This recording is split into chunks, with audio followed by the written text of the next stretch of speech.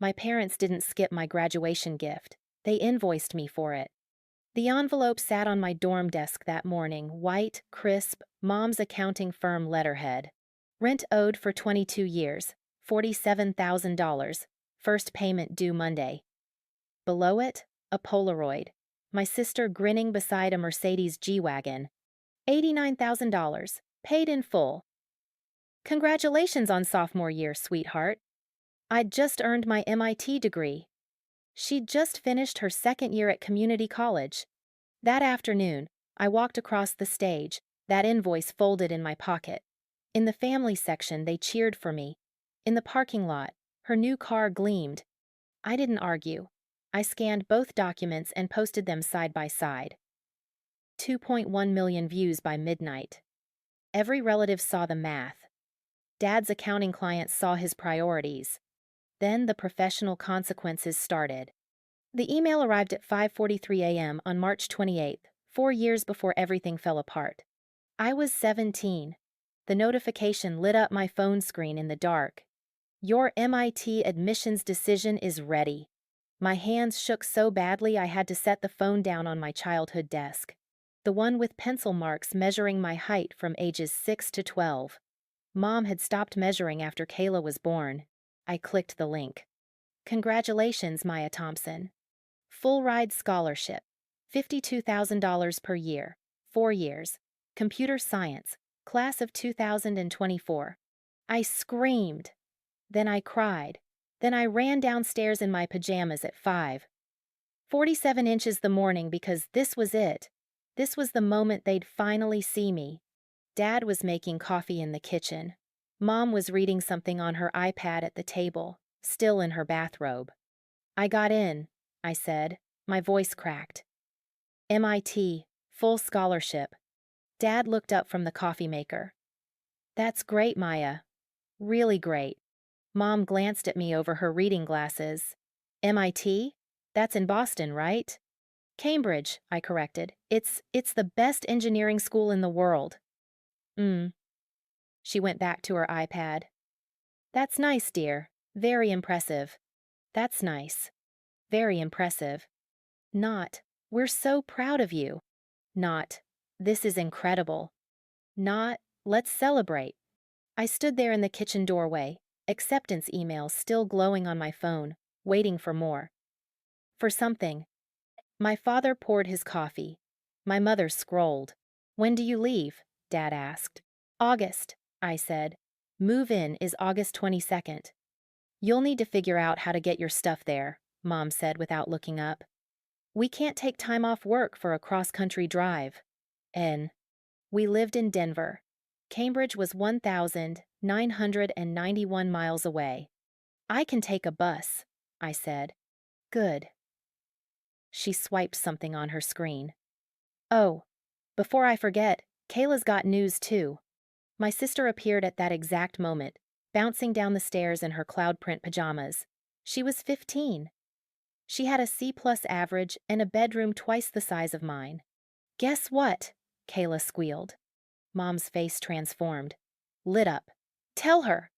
I got accepted to the community college transfer program. Kayla threw her arms up like she'd won Olympic gold. I can start there this fall and transfer to a 4-year school after. Oh, honey. Mom stood up and hugged her. Actually, hugged her. We're so proud of you. You worked so hard. Kayla had a 2.4 gigapascals. I had a 4 and an MIT acceptance letter. Dad joined the hug. A full family embrace. In the kitchen, at 5:52 a.m. I was still standing in the doorway. We should celebrate, Mom said, pulling back to hold Kayla's face in her hands. How about we throw you a party this weekend? Invite your friends. We'll do it big. Really? Kayla's eyes went wide. Of course. This is huge. I cleared my throat. What about... You can come to Kayla's party too, Maya, Mom said, glancing at me briefly. It'll be a family thing. That was the moment. The first crack. The moment I should have known. I didn't always notice it. When you grow up in it, favoritism feels like weather. It's just the climate of your house. You adapt. Age 10. My birthday. Mom ordered a sheet cake from the grocery store. White frosting. Happy birthday, Maya. Written in blue gel. $12. I know because I saw the receipt on the counter. It was fine. I liked cake. 3 months later, Kayla turned 8. Custom 3-tier cake from Sophia's bakery. Fondant flowers, hand-piped frosting, edible glitter, 200 guests at a rented venue. The cake alone cost $180. Kayla's just more social, Mom explained when I asked why my party was 6 kids in our backyard. She needs the bigger celebration. Age 14. Freshman year homecoming. I wanted to go. I'd never been to a dance. There was a dress at Macy's navy blue, $40 on clearance. I showed Mom. We can't afford that right now, she said. I worked at the library for 6 weeks. Shelving books for $8.25 an hour. I bought the dress myself. Paid for my own ticket. My own shoes. I felt proud walking into that gymnasium. 2 years later, Kayla's junior prom. Mom took her to Nordstrom. They came home with a $240 dress, $80 shoes, a professional hair appointment scheduled, and a manicure booked. It's prom, Mom said when I stared. It's a big deal. My homecoming wasn't a big deal. Age 16. I won 3 AP Scholar Awards. State Science Fair, 2nd place. National Merit semifinalist. Mom put the certificates in a drawer. That same year, Kayla made the JV volleyball team. Mom bought a custom car decal. Proud parent of a Roosevelt High athlete. Bumper sticker, yard sign, the works. She went to every game, 12 games that season.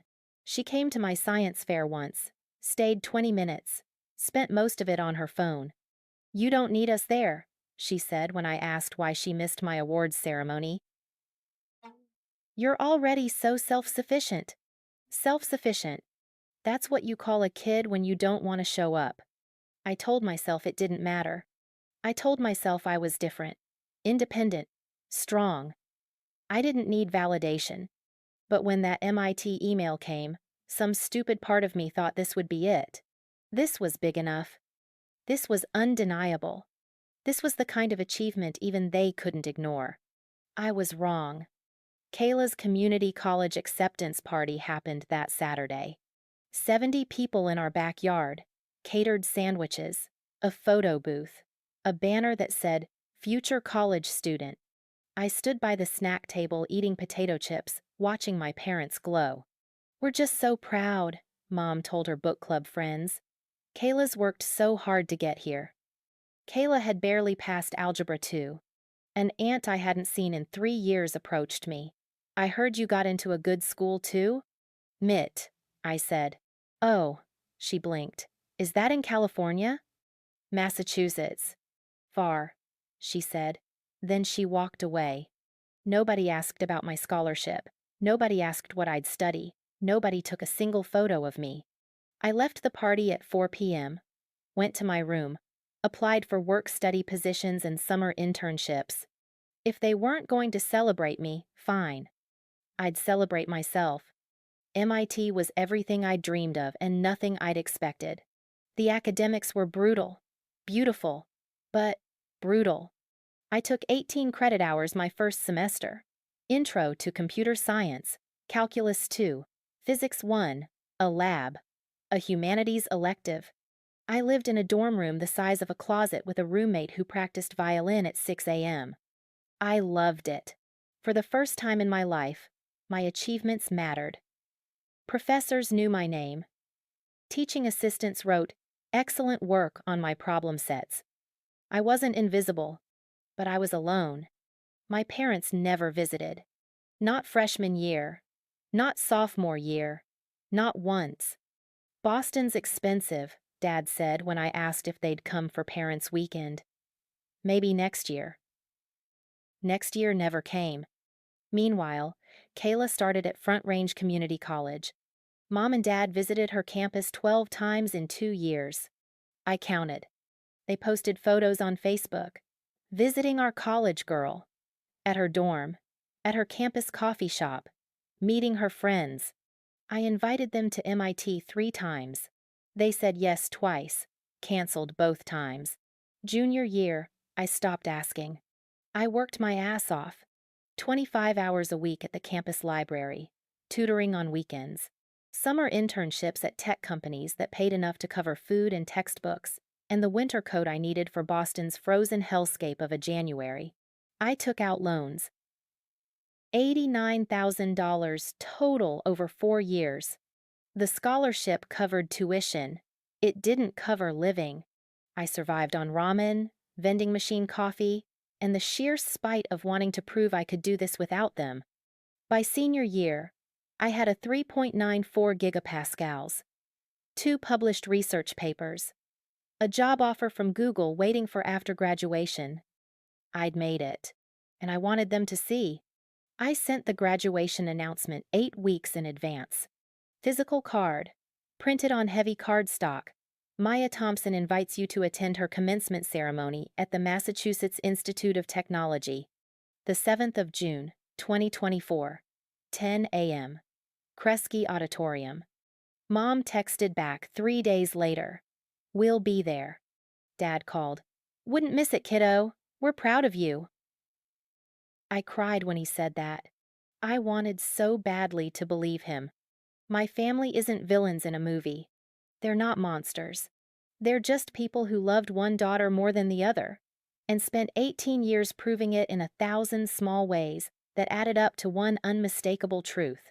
I wasn't the priority. I never had been. Mom Patricia Thompson is an accountant. She works for a mid-sized firm in Denver, does people's taxes, wears blazers and sensible heels. She's organized, practical, the kind of person who labels everything in the fridge and keeps spreadsheets for grocery budgets. She's good at math, which is why the financial disparity hurts worse. She knew exactly how much she spent on Kayla versus me, to the dollar. And she chose it anyway. Dad Marcus Thompson is in sales, medical devices. He's charming, good at small talk, the guy who makes friends in every room. He's also the kind of man who avoids conflict at all costs. When Mom favored Kayla, he didn't intervene. He just nodded along. Kayla's 2 years younger than me. She's not mean. She's not cruel. She's just there. The favorite. The easy one. Where I was intense and driven and awkward, Kayla was breezy and social and effortlessly likable. She made friends easily, got invited to things, smiled in photos without looking stiff. Mom said I was too serious. Kayla was fun. I needed to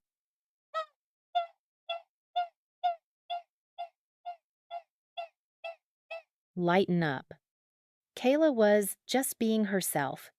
The translation. I was difficult.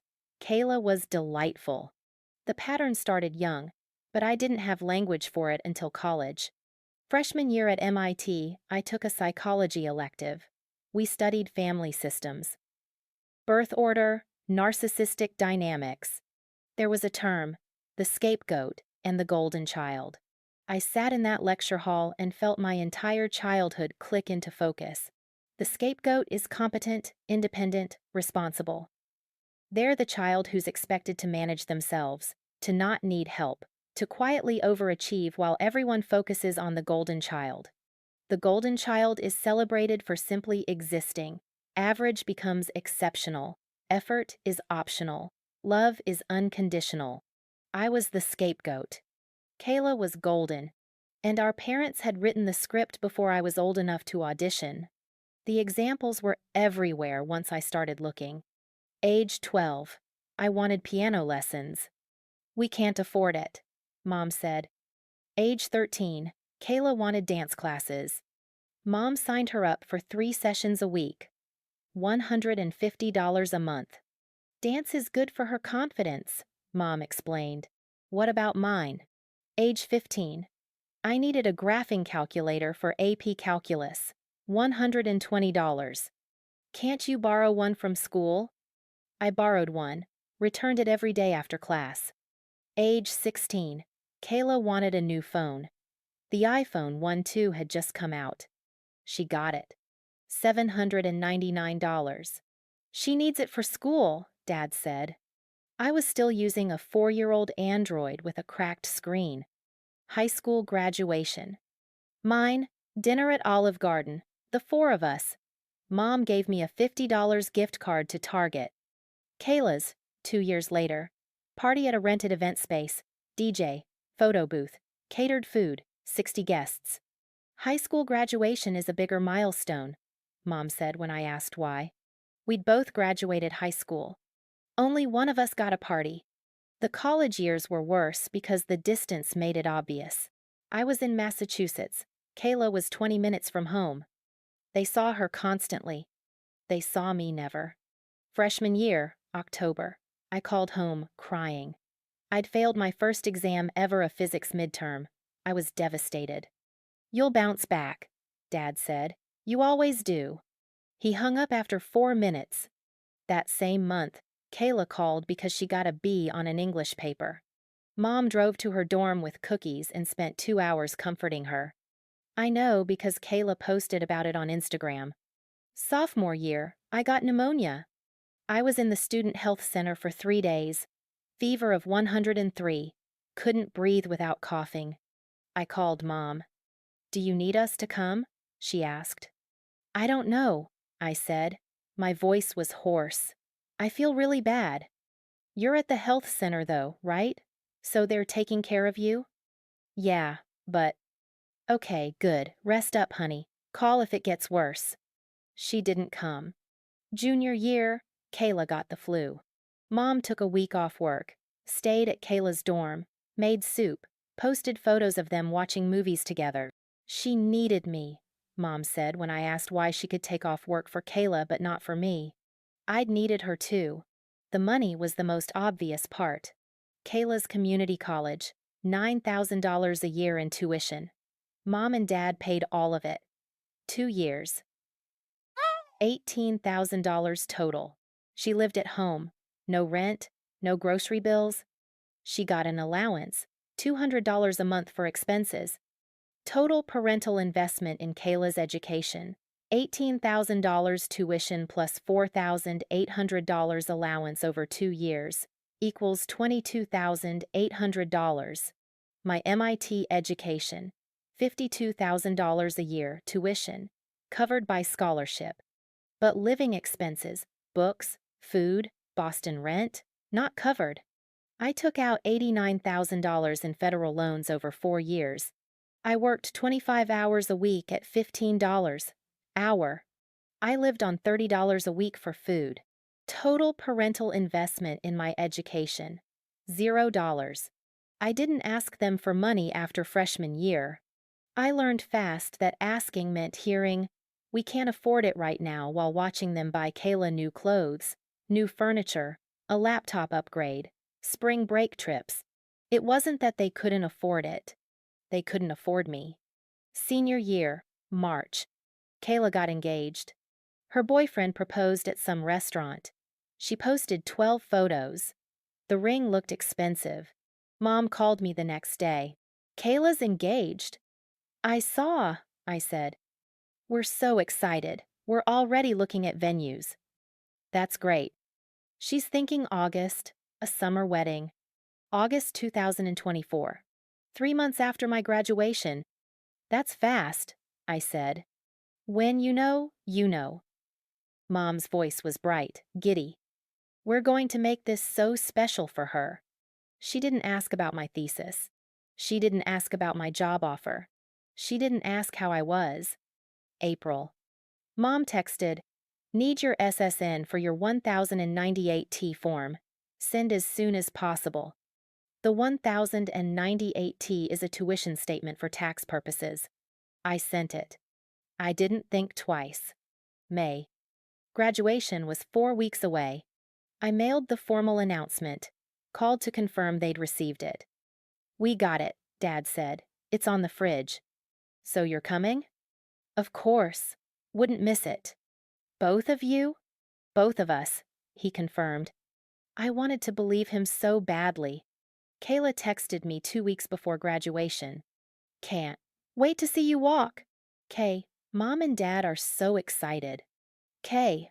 Also, I have news, but I'll tell you in person. News.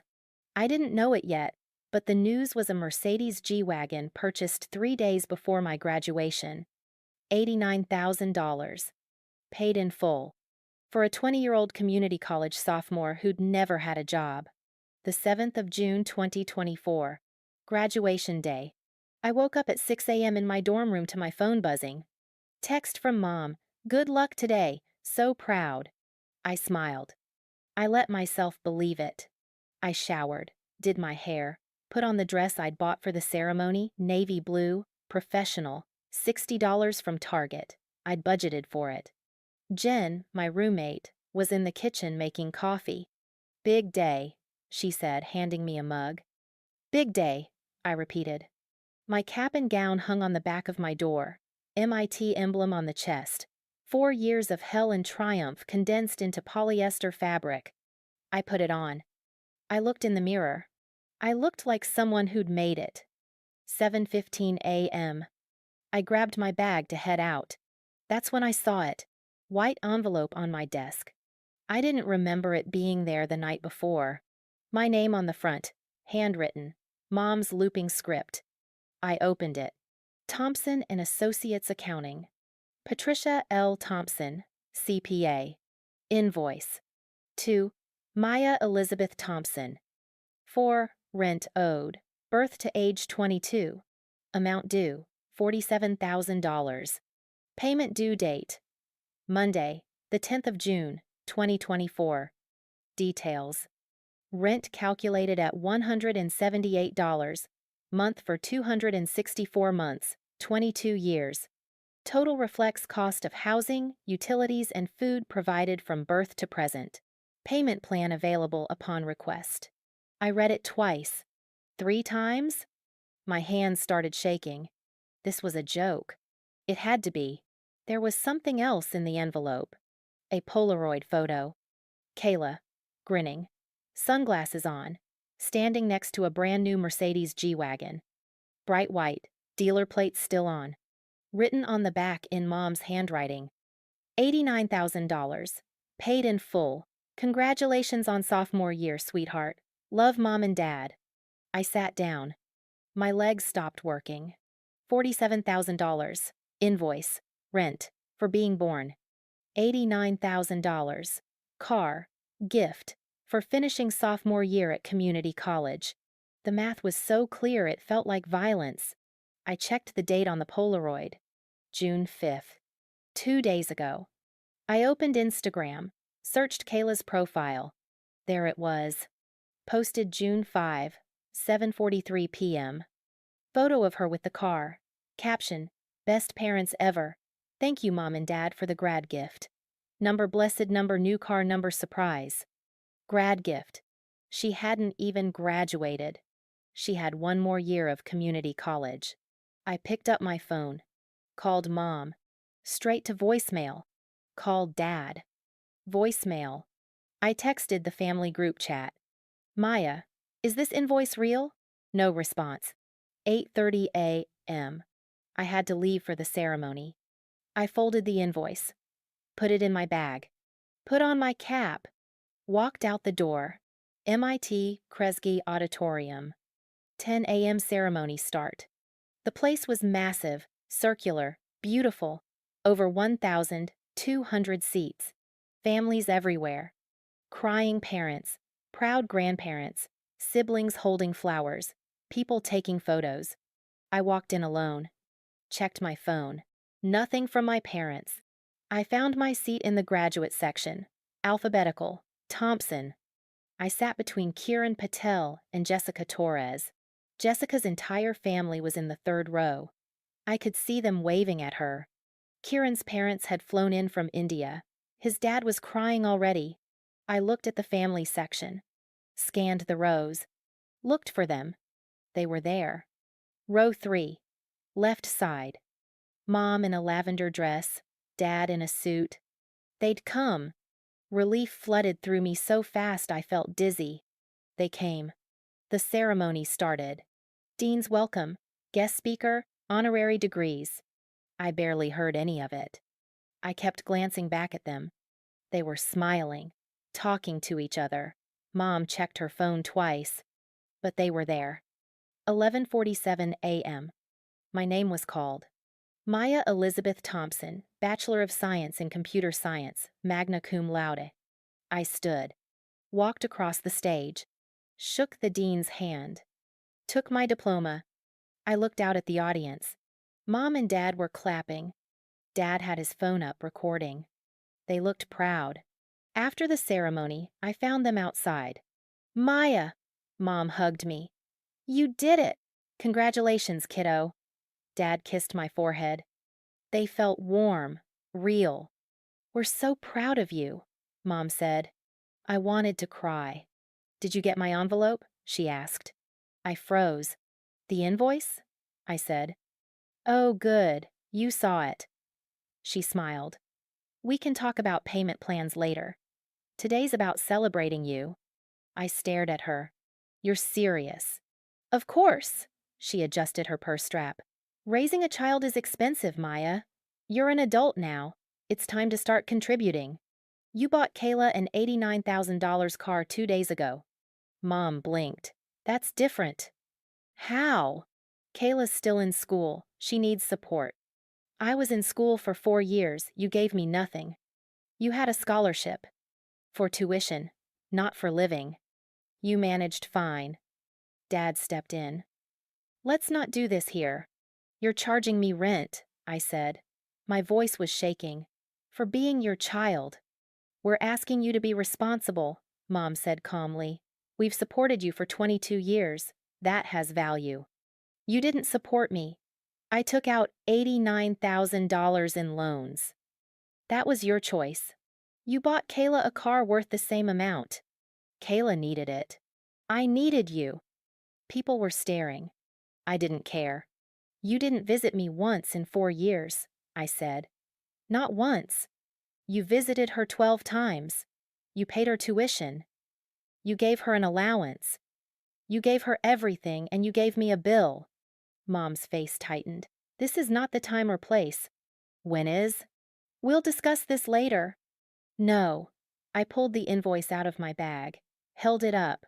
You brought this to my graduation. You gave me this today, so we're discussing it now. Dad touched my shoulder. Maya. I stepped back. Do you know what it's like? My voice cracked. Working 25 hours a week while taking 18 credits?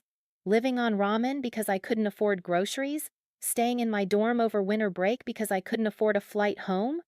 You could have asked for help, Mom said. I did. You said you couldn't afford it. We couldn't. You bought her a car. Silence. Mom's jaw tightened. Kayla is different, she said quietly. How? She needs more support. Why? Because she does. I looked at my father. He wouldn't meet my eyes. I'm done, I said. I turned and walked away. Behind me, I heard Mom call out. The invoice is still valid, Maya. We expect payment. I walked to the parking lot. I walked past families taking photos, past graduates throwing caps, past people who looked happy. I found the G-Wagon, parked in visitor parking. Dealer sticker still on the windshield. Purchase date, the 5th of June 2024. Sale price, $89,000. Mile High Mercedes, Denver. I took a photo of it. Then I took a photo of the invoice. I went back to my dorm. I sat on my bed. I opened my laptop. I uploaded both images side by side. I typed, Today I graduated from MIT with a 3.94 gigapascals and $89,000 in student loans. My parents gave me an invoice for $47,000 in rent for the 22 years I lived in their house. 2 days ago, they bought my sister an $89,000 car for finishing her sophomore year of community college. This is what favoritism looks like. I posted it. Then I lay down, and I waited for my life to explode. The post went viral in 4 hours. I didn't expect that. I'd posted it at 2:47 p.m., then put my phone face down on my desk and stared at the wall. Jen came home at 6 p.m. and found me in the same position. Maya? She set her bag down. You okay? I handed her my phone. She read the post. Scrolled through the photos. Her face went through 5 expressions in 10 seconds. Holy shit. Yeah. This has 47,000 shares. I blinked. What? She turned the phone toward me. 47,328 shares. 3,200 comments. Still climbing. People are pissed, Jen said, scrolling. Like, really pissed. Someone found your mom's accounting firm. They're review bombing it. I felt numb. There's a TikTok about it, Jen continued. Someone broke down the math. It has 800,000 views. My phone started ringing. Unknown number. I declined it. It rang again. Different number. Again. You should turn it off, Jen said gently. I powered it down. That night, I couldn't sleep. I kept thinking about the invoice. The number. $47,000. Rent at $178 per month for 264 months. 22 years. I grabbed my laptop, opened a spreadsheet, started calculating. Total parental investment in Kayla, documented. Community college tuition, $9,000 divided by year times 2 years equals $18,000. Monthly allowance, $200 divided by month times 24 months equals $4,800. Mercedes G-Wagon, $89,000. Sweet 16 party, I remembered this, to $3,500. Prom expenses, to $500. Spring break trip sophomore year, to $2,000. New laptop last year, $1,400. Bedroom furniture upgrade, to $2,800. Subtotal, $122,000. And that was just what I could remember. Total parental investment in Maya, documented. MIT tuition, $0, scholarship. Living expenses, $0. I paid via loans, plus work. High school graduation gift, $50 Target card. Occasional birthday cards, maybe $200 total over 22 years. Subtotal, $250. I stared at the numbers.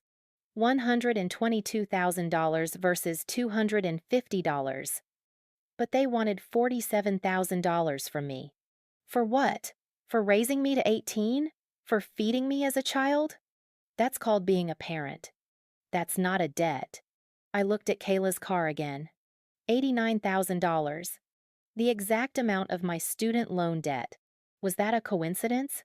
My phone was still off. I turned it back on at 11:36 p.m. 43 missed calls, 12 voicemails, 218 text messages. I scrolled through them. Aunt Rebecca, Maya, I saw your post. Call me. I'm here for you. Cousin Mia, your parents are insane. I'm so sorry. Unknown numbers, reporters, podcasters, YouTubers wanting my story. 3 messages from Kayla. You're such a bitch. You ruined everything. Mom's crying because of you. Nothing from mom or dad. I opened my email. 1 new message. Sender, Capital One credit alert. Subject. Unusual account activity detected. My stomach dropped. I didn't have a Capital One card. I clicked it. Dear Maya Thompson, we detected unusual activity on your Capital One Platinum MasterCard ending in 7,734. For your security, please review recent transactions and confirm whether the following purchases were authorized by you. May 18.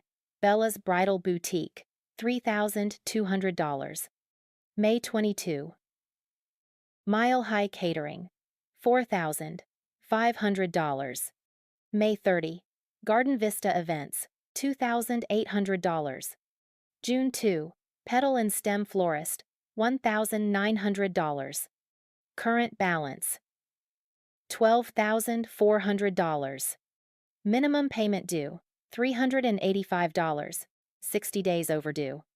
I read it 3 times. Capital 1. Card ending in 7,734. Opened in my name. I didn't open this. My hands were shaking. I clicked View Full Account Details. It asked for login credentials. I clicked Forgot Password. Entered my email. Password reset link sent. I opened the email, reset the password. Logged in. Account summary. Account holder. Maya Elizabeth Thompson. Primary cardholder. Patricia Lynn Thompson. Account opened, the 14th of February 2024. Credit limit, $15,000. Current balance, $12,400. Payment status, 60 days past due. February 14. My birthday. They opened a credit card in my name on my birthday. I clicked Transaction History. The list loaded. February 18. Nordstrom, $847. February 23. Zales Jewelers, $1,230. March 5. Home Goods, $456. March 12. David's Bridal, $2,100. April 8. Target, $334. April 19. Bed Bath & Beyond, $521. May 18. Bella's Bridal Boutique, $3,200. May 22. Mile High Catering, $4,500. May 30. Garden Vista Events, $2,800. June 2. Petal and Stem Florist, $1,900. Every single charge. Wedding expenses. Kayla's wedding. Funded with a credit card opened in my name. Without my permission, I pulled up my text messages, found the thread with Mom from January, scrolled up. The 28th of January 2024. Mom, need your SSN for your 1098T form, send as soon as possible. Maya, sure it's redacted. Mom.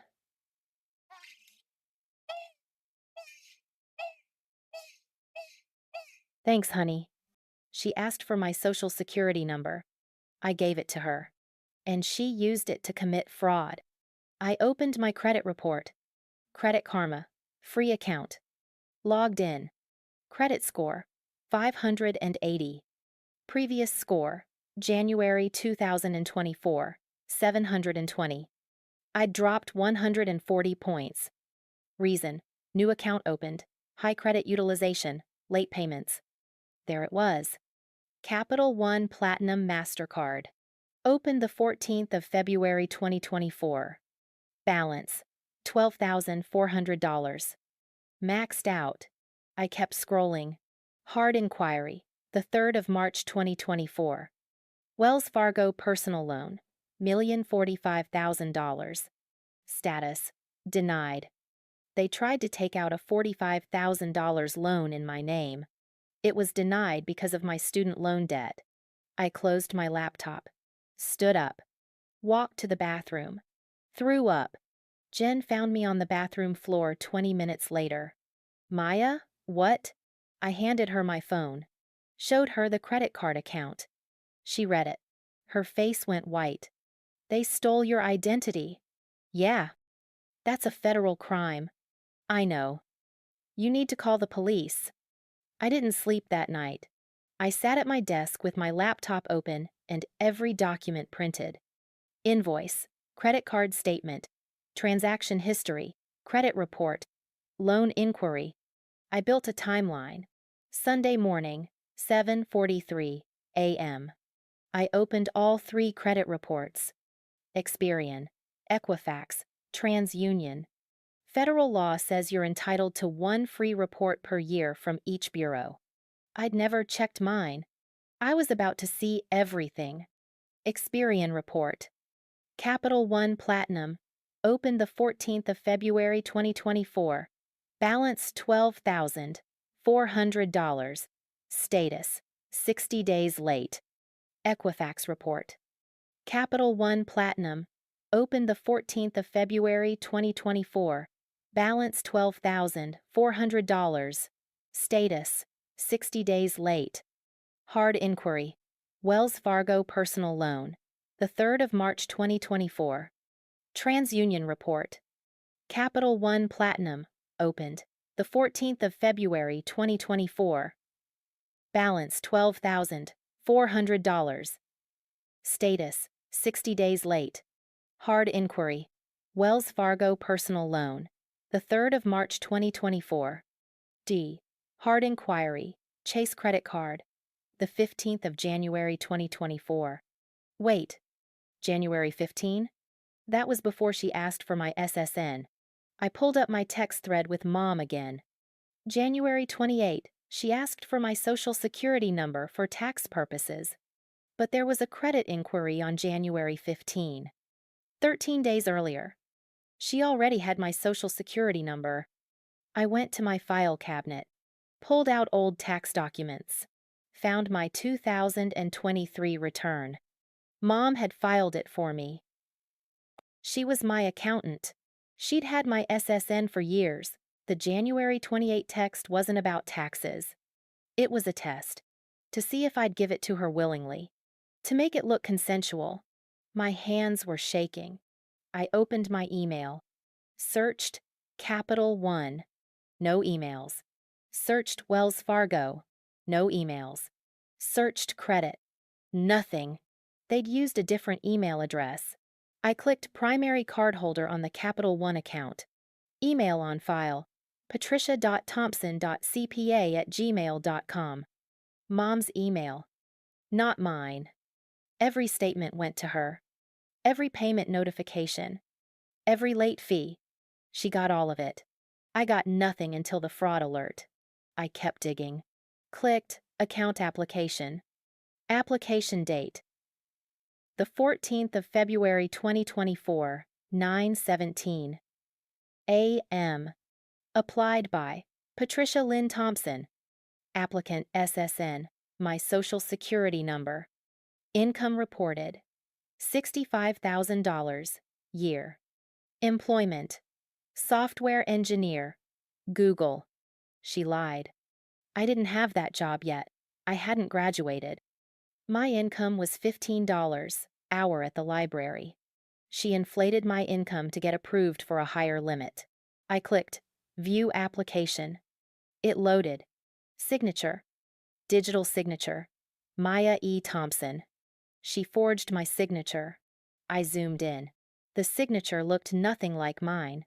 It was close, but not exact. My A loops, hers doesn't. My T crosses low, hers crosses high. I printed it.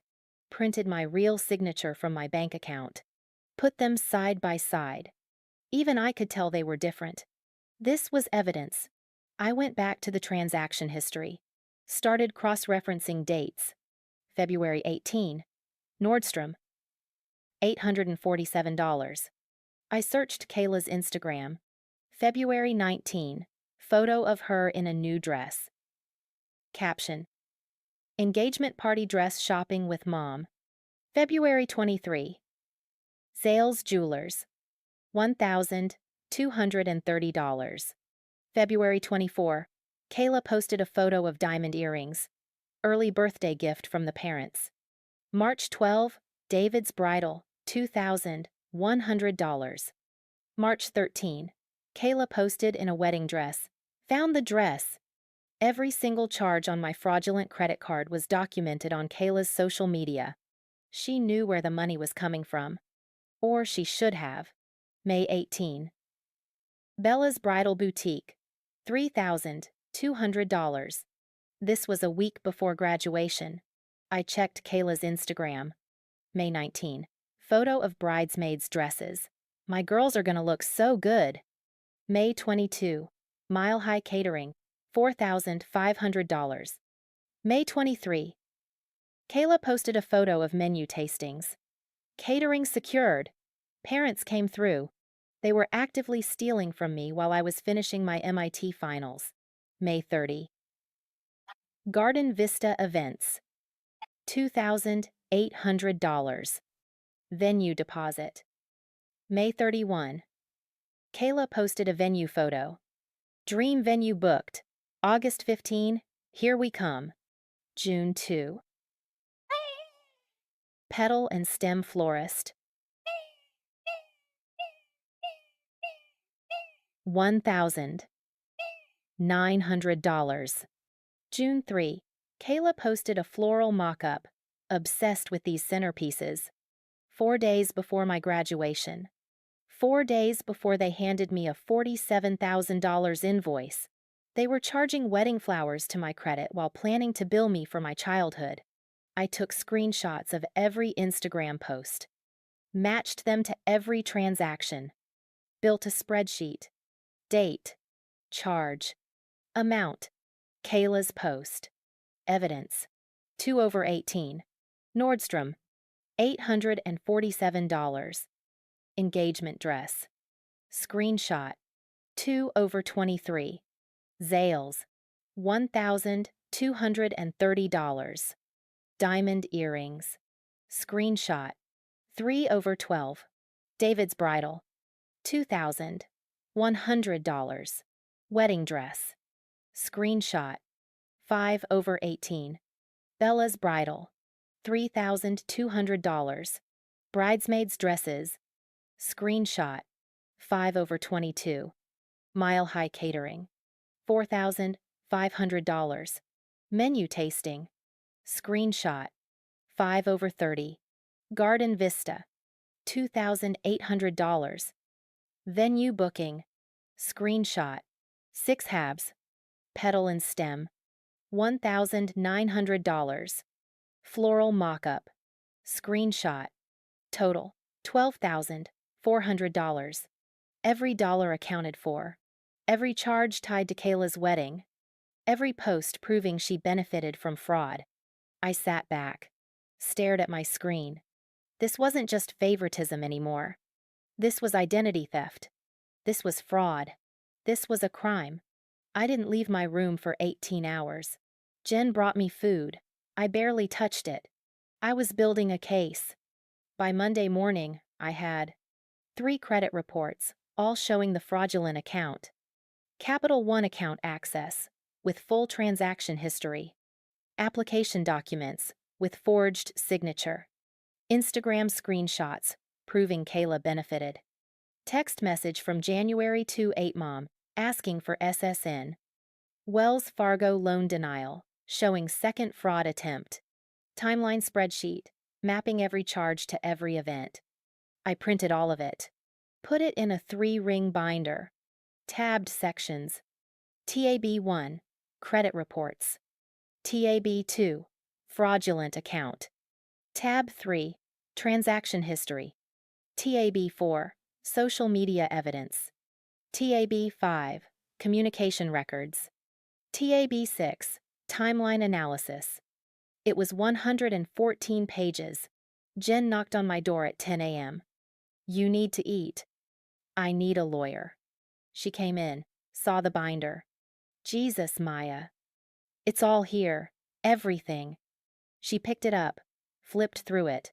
This is thorough. It has to be. What are you going to do? I don't know yet. I opened my laptop.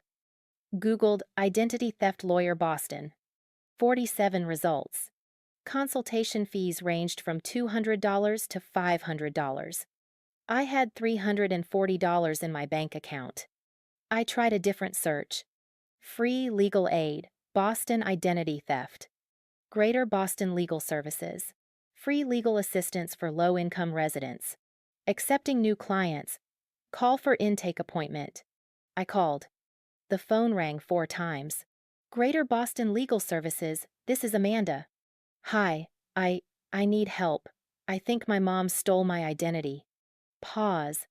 Okay, can you describe what happened? I told her everything. The credit card, the charges, the forged signature, the wedding expenses, the invoice. She was quiet for a long moment. How old are you? 22. And the card was opened in February? February 14. Without my permission. Do you have documentation? I have 114 pages of documentation. Another pause. Can you come in tomorrow, 2 p.m.? Yes. Bring everything. This is serious. I know. I hung up. Jen was watching me. You're really doing this. Yeah. They're your parents. They're criminals. She didn't argue. That night, my phone rang. Mom! I stared at it. Let it ring. Voicemail. I played it. Maya, we need to talk about your post. You've embarrassed this family. People are calling my office. Your father's boss saw it. This is unacceptable. You took a private family matter and made it public. I don't know what you're trying to accomplish, but you need to take it down. Call me back. Not, I'm sorry. Not, let me explain. Just take it down. I deleted the voicemail. Dad called an hour later. I didn't answer. Voicemail again. Maya, this has gone too far. Your mother is devastated. Kayla's a mess. You need to think about what you're doing to this family. We've always supported you. We've always been there. And this is how you repay us? By humiliating us online? Call me. We need to fix this. Always supported me. Always been there. I laughed. It sounded hollow. Kayla texted at midnight. Kayla, my wedding is ruined because of you. Kayla, vendors are backing out. Kayla, people are messaging me asking if my parents are abusive. Kayla, you're a selfish bitch. Kayla, I hope you're happy. I typed a response. Maya, did you know? They opened a credit card in my name. 3 dots appeared. Disappeared. Appeared again. Kayla, what? Maya, $12,400. All your wedding expenses. Charged to a card they opened using my social security number without my permission. Dots. Kayla. Maya, it's on my credit report. I have the statements. Every charge matches your Instagram posts. Dots for a long time. Kayla, they wouldn't do that. Maya, they did. No response. I sent her a screenshot. The Capital One transaction history. Every charge, every date, every amount. Dots. Then nothing. She didn't respond for 3 hours. At 3:17 a.m., she texted again. Kayla, Mom said it was a joint account. Kayla, she said you agreed to help with the wedding. I stared at my screen. Maya, I never agreed to anything. I didn't even know the account existed until 2 days ago. Kayla, she said you knew. Maya, she lied. Kayla, why would she lie? Maya, why would she steal? No response. I put my phone down. Looked at the binder on my desk. Tomorrow, I'd go to the legal aid office. Tomorrow, I'd start the process. Tomorrow, I'd stop being the victim. I opened my laptop one more time. Pulled up the timeline. The 15th of January 2024, Chase credit card inquiry, denied. The 28th of January 2024, Mom requests SSN for taxes. The 14th of February 2024, Capital One card opened in my name. The 18th of February 2024, first charge, $847, Kayla's engagement dress. The 3rd of March 2024, Wells Fargo loan application, $45,000, denied.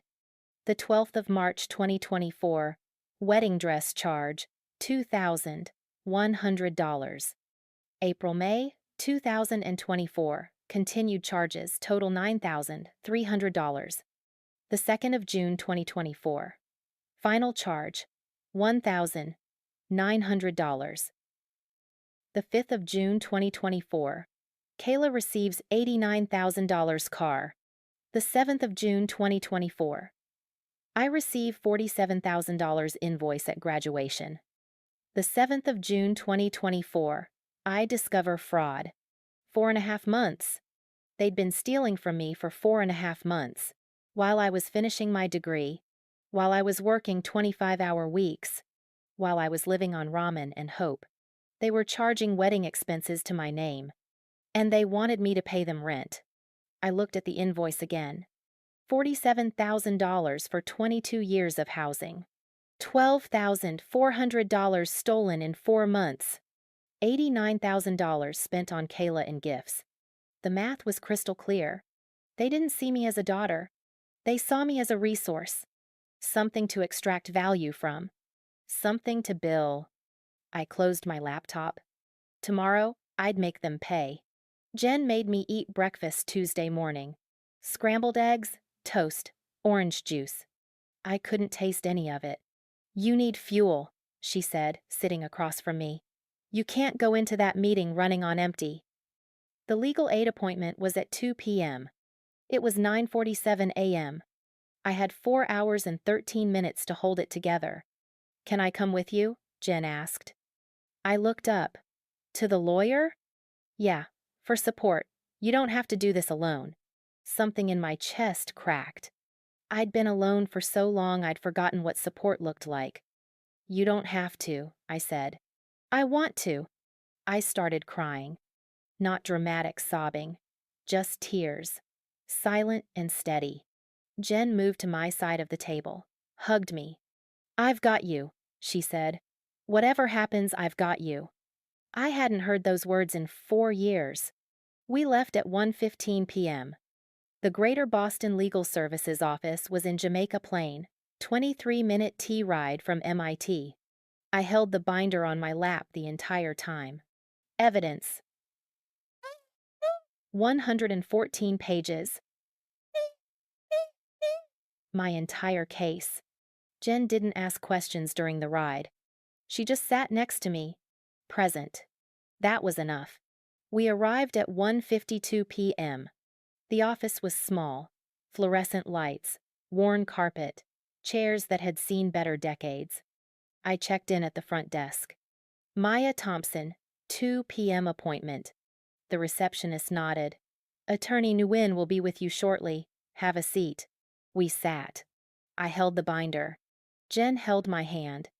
At 2:04 p.m., a door opened. "Maya Thompson?" A man in his 40s, Vietnamese, glasses, kind face. "That's me." "I'm David Nguyen. Come on back." I stood, looked at Jen. "You want me to come?" She asked quietly. "Please." Attorney Nguyen's office was small but organized. Law books, framed degrees, a photo of 2 kids on his desk.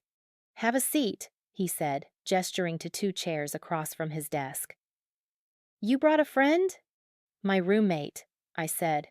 "Jen, is that okay?" "Of course. Support is important." He sat down, pulled out a legal pad. "So, tell me what's going on." I told him everything. The graduation, the invoice, the car, the credit card discovery. He took notes. Didn't interrupt. When I finished, I slid the binder across his desk. I documented everything. He opened it, started reading. 5 minutes passed. He flipped through tab 1, tab 2, tab 3. His expression didn't change, but he kept reading. 10 minutes. He reached tab 4, the Instagram screenshots. He paused on one. Kayla's post from May 22. The catering photo. Caption: "Catering secured. Parents came through." Transaction date: May 22. $4,500 charged to Maya's fraudulent card. He looked up. "She posted about it?" "Every single charge," I said. "I matched them all." He went back to reading. 15 minutes later, he closed the binder. Took off his glasses. Rubbed his eyes. This is one of the clearest cases of identity theft I've ever seen. Relief flooded through me so fast I felt dizzy. "So I'm not crazy." "No." He put his glasses back on. "You're not crazy. Your mother committed multiple felonies." Jen squeezed my hand.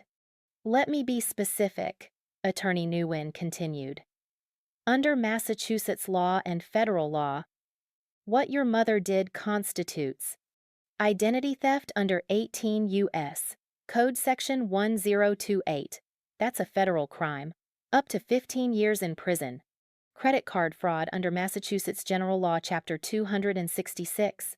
Section 37B. That's a state felony. Up to 5 years. Forgery under MGL Chapter 267. Section 1.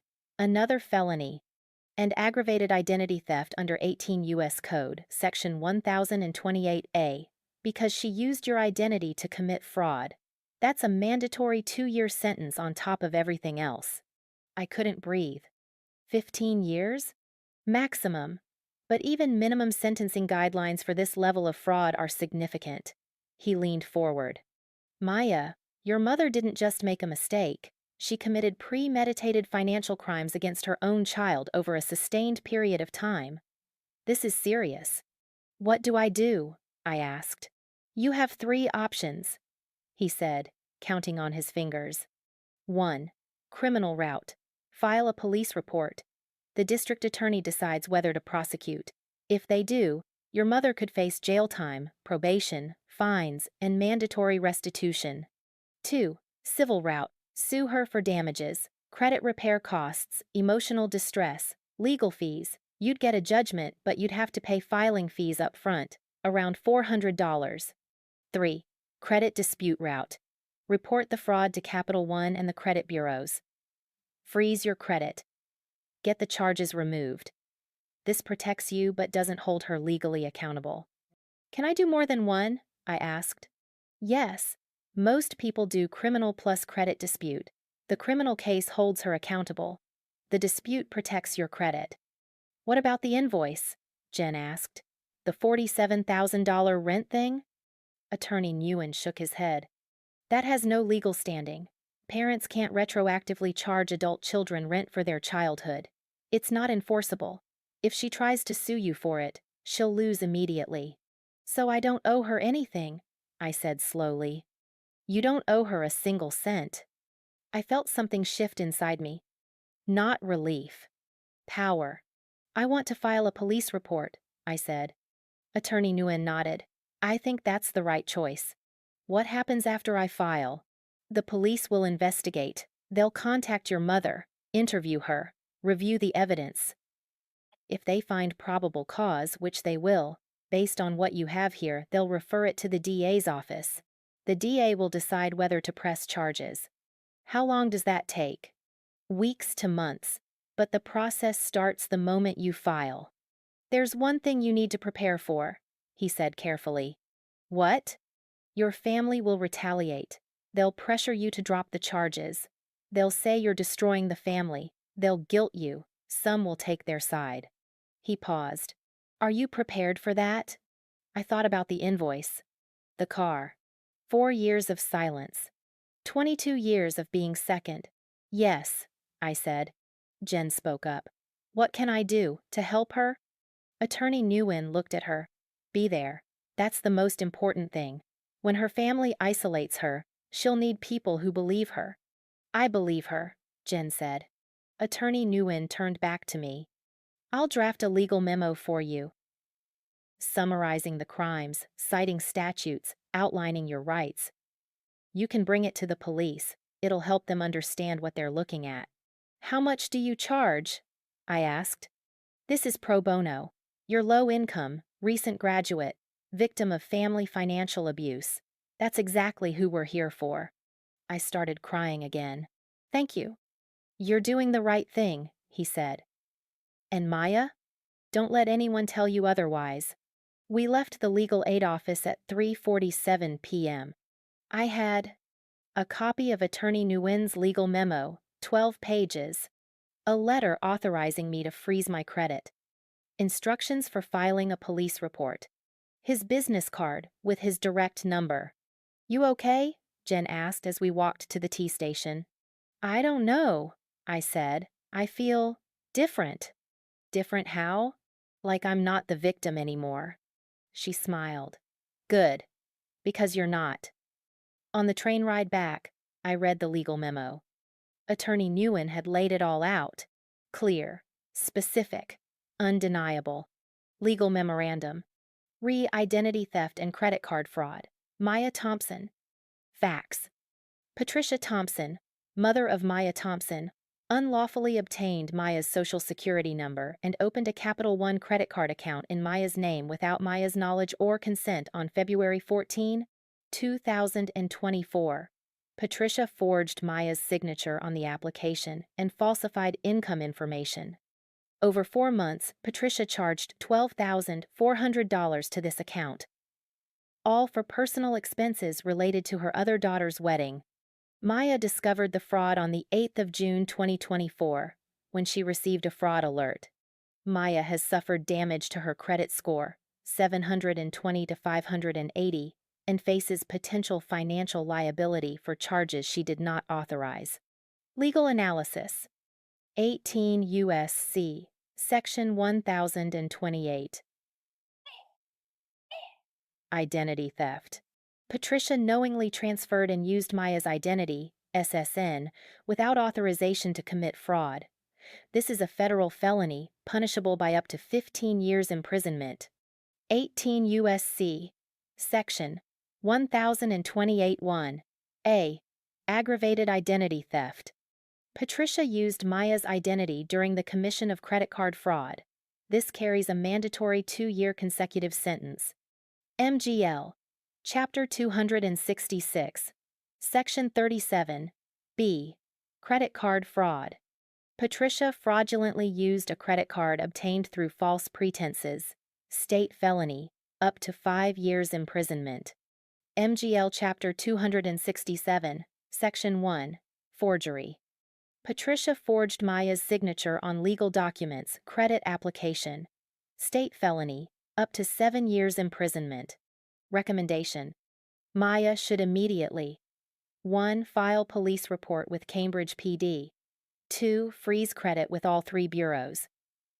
3. Dispute charges with Capital One. 4. Request fraud investigation. 5. Consider restraining order if harassment continues. I looked up at Jen. This is real. Yeah. She could go to jail. Yeah. Do you think I'm doing the right thing? I asked. Jen turned to face me fully. Maya, she stole $12,000 from you. She tanked your credit. She forged your signature. She did it while you were working your ass off at MIT. And then she had the audacity to hand you a $47,000 bill at your graduation. She paused. If you don't hold her accountable, she'll do it again.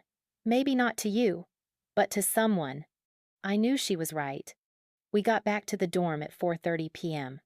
I opened my laptop, Googled freeze credit. 3 bureaus, 3 separate processes. I started with Experian, created an account, verified my identity, selected freeze credit. Are you sure you want to freeze your credit? This will prevent new accounts from being opened in your name. I clicked yes. No. Your credit is now frozen. 1 down. I repeated the process with Equifax, then TransUnion. By 5:15 p.m., all 3 were frozen. No one could open another account in my name. Not even me, without unfreezing it first. Next, Capital One dispute. I logged into the fraudulent account, clicked Dispute a charge. Reason for dispute. Item not received. Item not as described. Duplicate charge. Unauthorized charge. Fraudulent account. I did not open this account. Please explain. This account was opened without my knowledge or consent. I did not sign the application. I did not authorize any charges. My mother, Patricia Thompson, used my personal information to open this account and made all charges without my permission. I am a victim of identity theft. I have filed a police report pending and have evidence of forgery. Please close this account immediately and remove all charges from my credit history. I attached copy of my driver's license, copy of my real signature from bank, copy of forged signature from application, screenshot of text where mom asked for SSN, Attorney Nguyen's legal memo. I clicked Submit dispute. Your dispute has been received. Investigation will take 30 to 45 days. It was done. The process had started. Wednesday morning, I woke up to 17 new voicemails. I didn't listen to any of them. I knew what they'd say. "You're tearing this family apart. How could you do this to your mother? We raised you better than this." I had one goal today: file the police report. Jen had an exam, so I went alone. Cambridge Police Department, 125 6th Street. I walked in at 10:23 a.m. carrying my binder and Attorney Nguyen's memo. The front desk officer looked up. "Can I help you?" "I need to file a police report. Identity theft." She handed me a clipboard. "Fill this out. Someone will be with you shortly." I sat in the waiting area. Filled out the form. Name: Maya Elizabeth Thompson. Date of birth: the 14th of February 2002. Crime: identity theft, credit card, fraud, forgery. Suspect: Patricia Lynn Thompson. Mother. Date discovered: the 8th of June 2024. 20 minutes later, an officer called my name. "Maya Thompson?" I stood. "I'm Officer Rachel Martinez. Come with me." We went to a small interview room. Desk, 2 chairs, recording equipment. "Have a seat," she said. "Tell me what happened." I told her everything. She took notes. When I finished, I slid the binder and legal memo across the table. "I have documentation." She opened the binder. Started reading. Her expression shifted from neutral to focused. She flipped through tab 1, tab 2, tab 3, paused on the forged signature comparison. "This is her signature?" she asked, pointing to the application. "Yes, that's my mother's handwriting. This is mine." I pointed to my real signature. Officer Martinez studied both. "These are clearly different." "I know." She kept reading. Reached tab 4. The Instagram posts.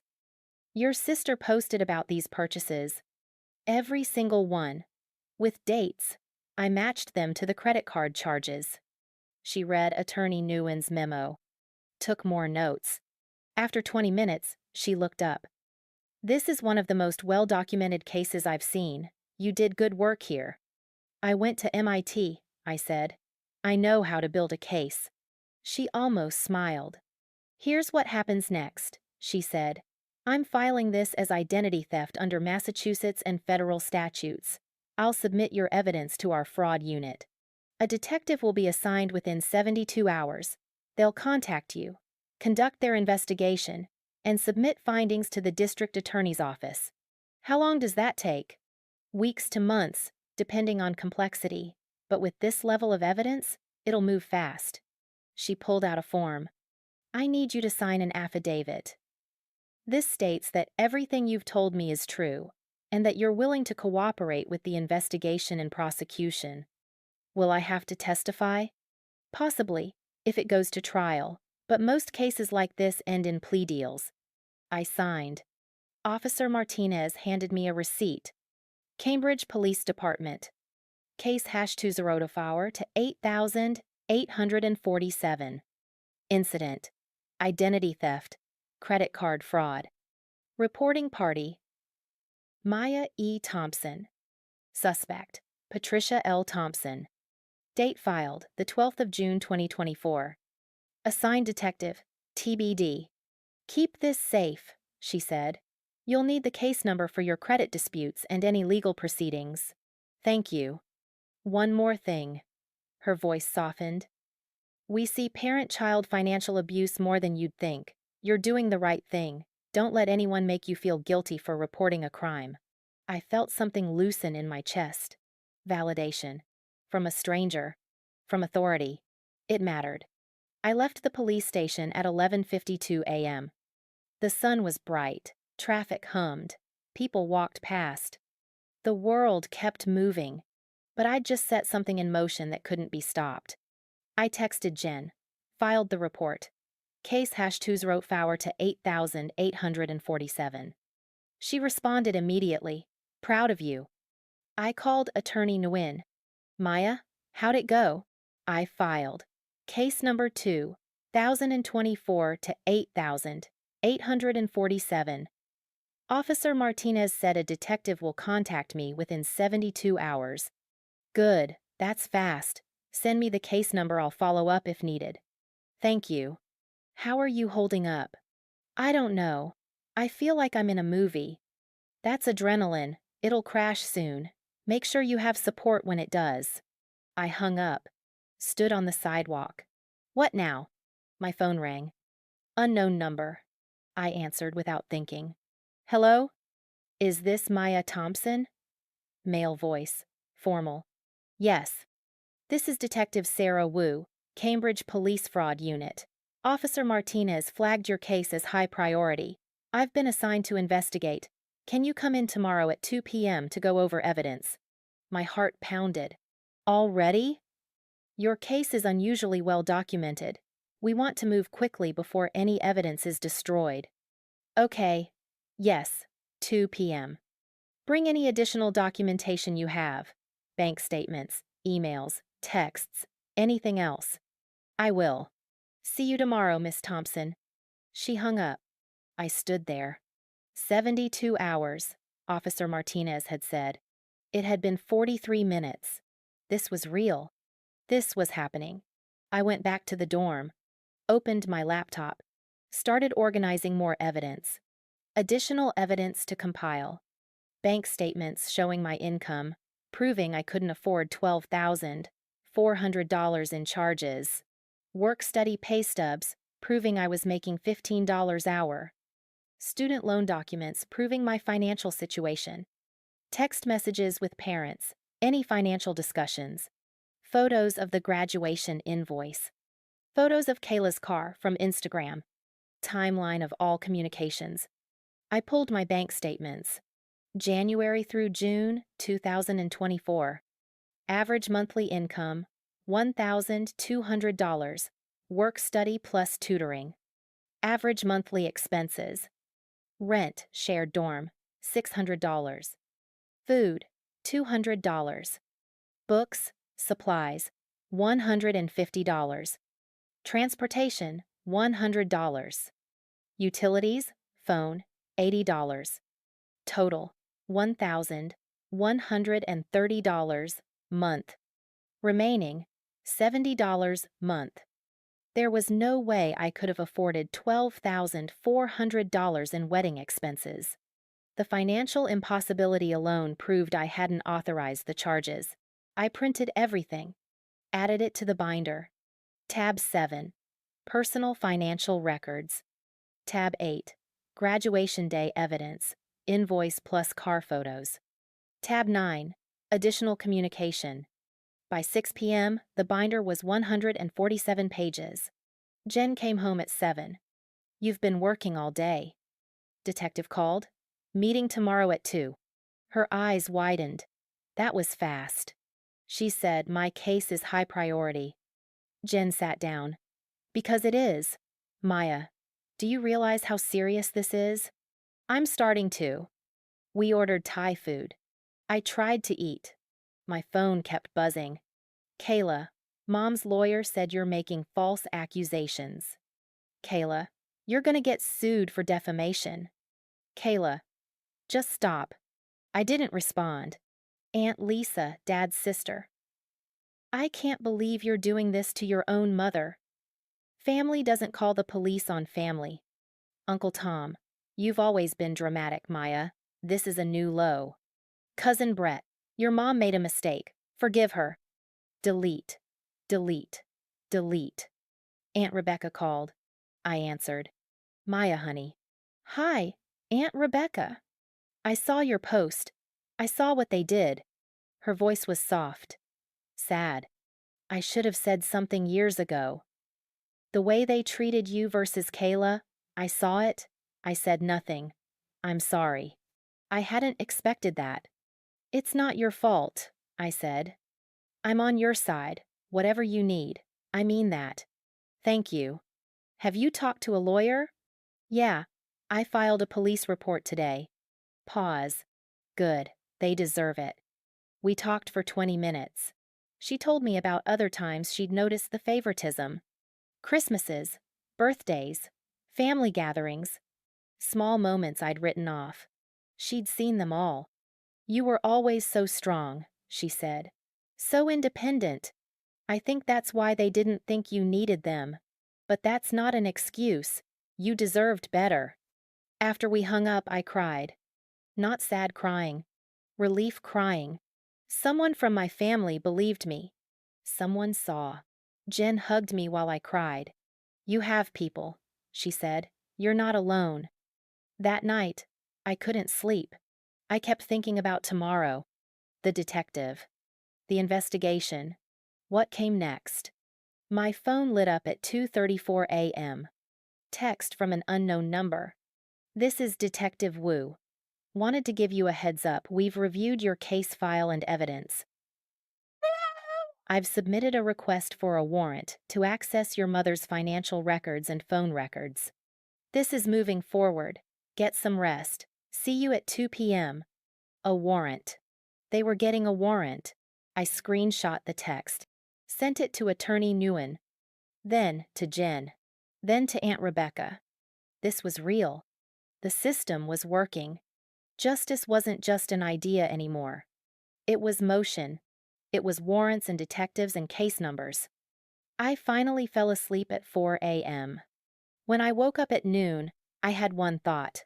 Today, I'd tell the detective everything. And tomorrow, my mother would learn what accountability looked like. Thursday, June 13th. 2 p.m. Cambridge Police Department, Detective Bureau. Detective Sarah Wu was younger than I expected, maybe 35, sharp eyes, no-nonsense energy. Miss Thompson, have a seat. Her office was small, organized chaos, case files stacked on every surface. I sat, placed my binder on her desk. She noticed immediately. That's grown since yesterday. I added financial records, bank statements, pay stubs, proof I couldn't have afforded those charges. She opened it, started reading. 15 minutes passed in silence. She took notes, photographed pages, cross-referenced documents. Finally, she looked up. Your mother made a critical mistake. What? She underestimated you. Detective Wu tapped the binder. This is prosecutor ready. Most victims don't have a tenth of this documentation.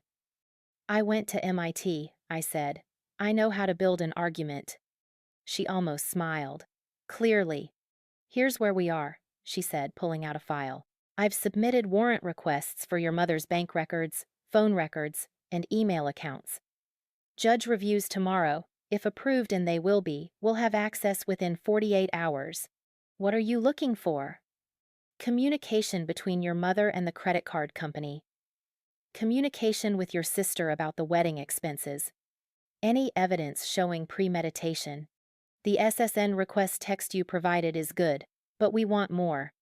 What happens after you get the warrants? We build the criminal case. I'll interview your mother. She'll likely deny everything initially. Then I'll present evidence. Most people crack at that point. And if she doesn't? We refer it to the DA with recommendation for prosecution. Given the dollar amount and the forged signature, they'll take it. I felt something solidify in my chest. This was happening. Really happening.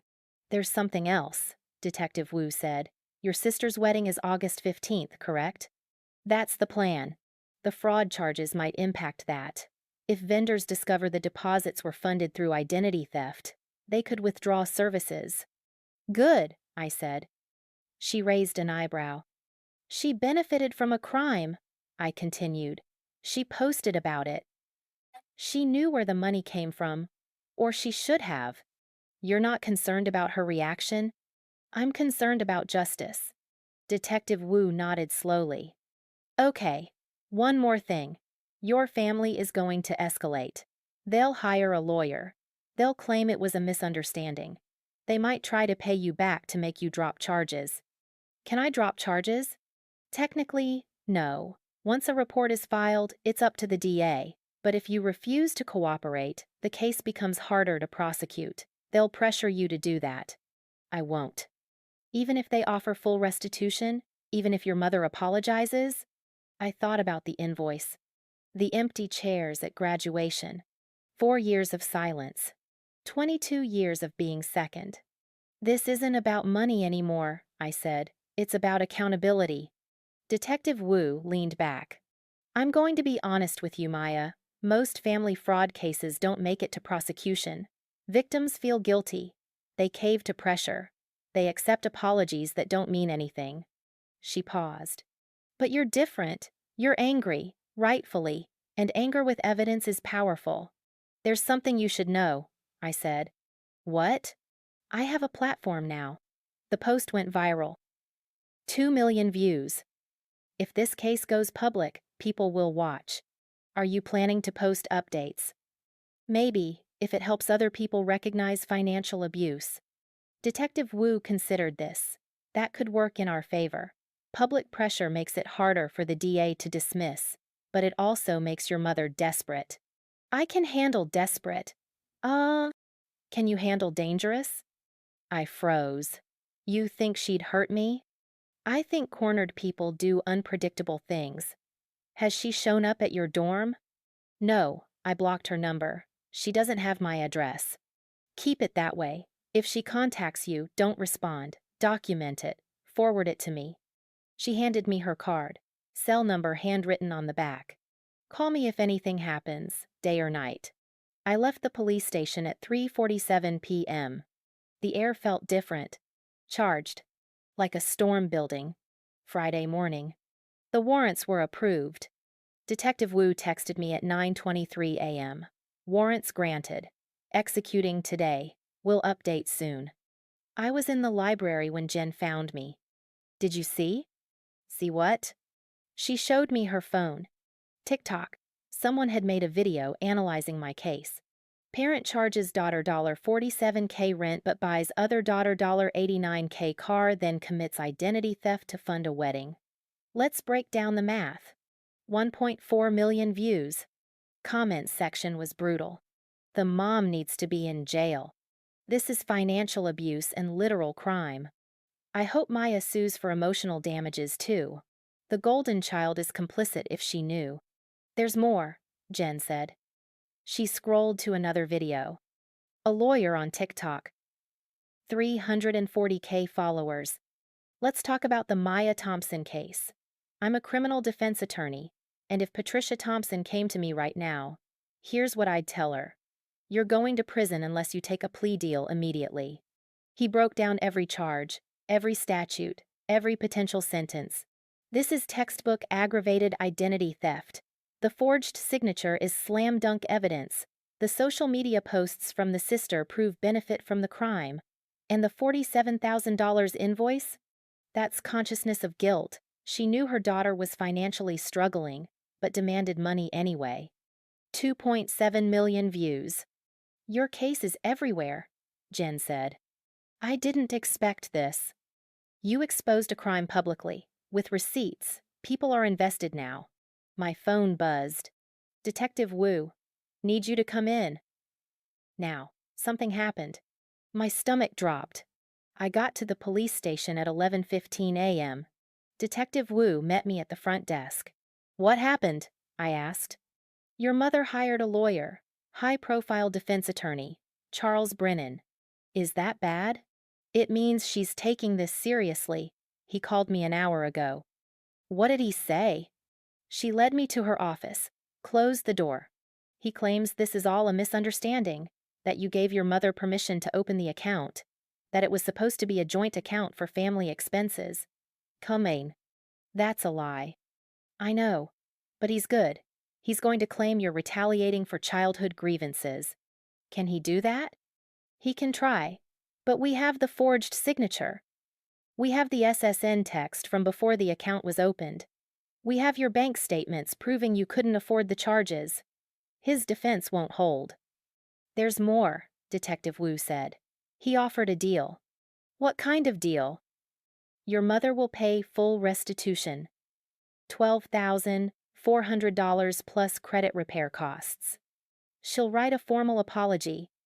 and you drop your cooperation with the investigation. I stared at her. She wants to pay me to go away. Yes. What did you tell him? I told him I'd relay the offer.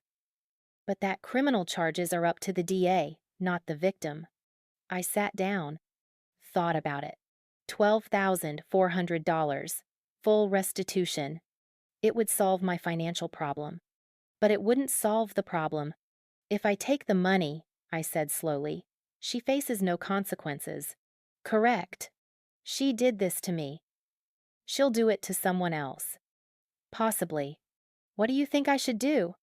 Detective Wu leaned forward. I think you already know. She was right. I'm not taking the deal. You're sure? Completely.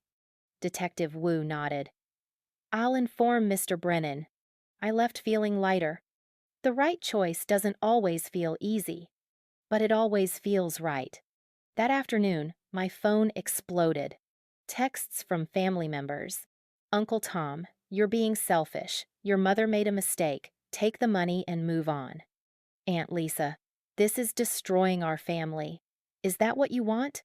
Cousin Brett, seriously? She's offering to pay you back. What more do you want? What did I want? I typed a response, sent it to all three.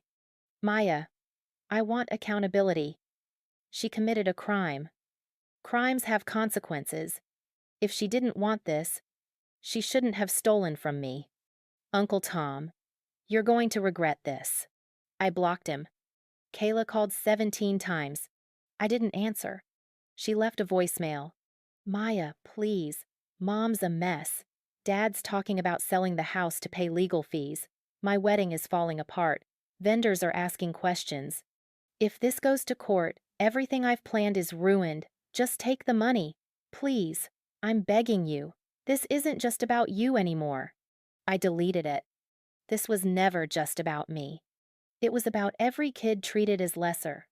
Every daughter given an invoice while her sister got a car. Every person whose family saw them as an ATM instead of a human. I wasn't just fighting for myself anymore. Saturday, June 15th. My phone rang at 8:47 a.m. Attorney Nguyen. Maya, have you seen the news? What news? Local NBC affiliate picked up your story. MIT graduate files identity theft charges against mother. It's on their website. I pulled it up. MIT grad accuses mother of identity theft to fund sister's wedding. A 22-year-old MIT graduate has filed criminal charges against her mother, alleging the woman opened a credit card in her daughter's name and charged over $12,000 for wedding expenses, all without permission. The article included quotes from Detective Wu. This is an ongoing investigation. We're reviewing substantial evidence. It included my viral post screenshot, the invoice, the car, the credit card statement. It included legal analysis from 3 attorneys, all saying the same thing. This is a prosecutable crime. This is good, Attorney Nguyen said. Public pressure helps. Or it makes things worse. Maya, you're not doing anything wrong. You reported a crime, that's it. But it didn't feel like just reporting. It felt like war. Monday, June 17th. MIT Computer Science Department Honors Ceremony. 4 p.m. Stata Center Room. 32 to 123. I almost didn't go. But then I remembered. I earned this. Outstanding Computer Science Graduate Award. Top 5% of my class. I deserve to be celebrated. I told my parents about it 2 weeks ago. They said they'd come. I didn't tell them I'd filed charges yet. Detective Wu advised me not to. Let them come, she said. Let them think everything's normal. So I did. I arrived at 3:30 p.m. The room was filling up. Students, faculty, families. About 150 people total. Jen came with me. Aunt Rebecca, too. They sat in the 4th row. I scanned the room. Mom and Dad were in the 3rd row, left side. They waved when they saw me. I didn't wave back. Kayla wasn't there. Thank God. The ceremony started at 4:07 p.m. Dean Morrison welcomed everyone. 8 students were receiving awards. Alphabetically, I was 7th. I barely heard the first 6 names. My heart was pounding too hard. At 4:43 p.m., Dean Morrison called my name. Maya Thompson. Outstanding achievement in computer science. I stood, walked to the stage, shook his hand, received the plaque. He handed me the microphone. A few words, Maya? This was it. I looked out at the audience.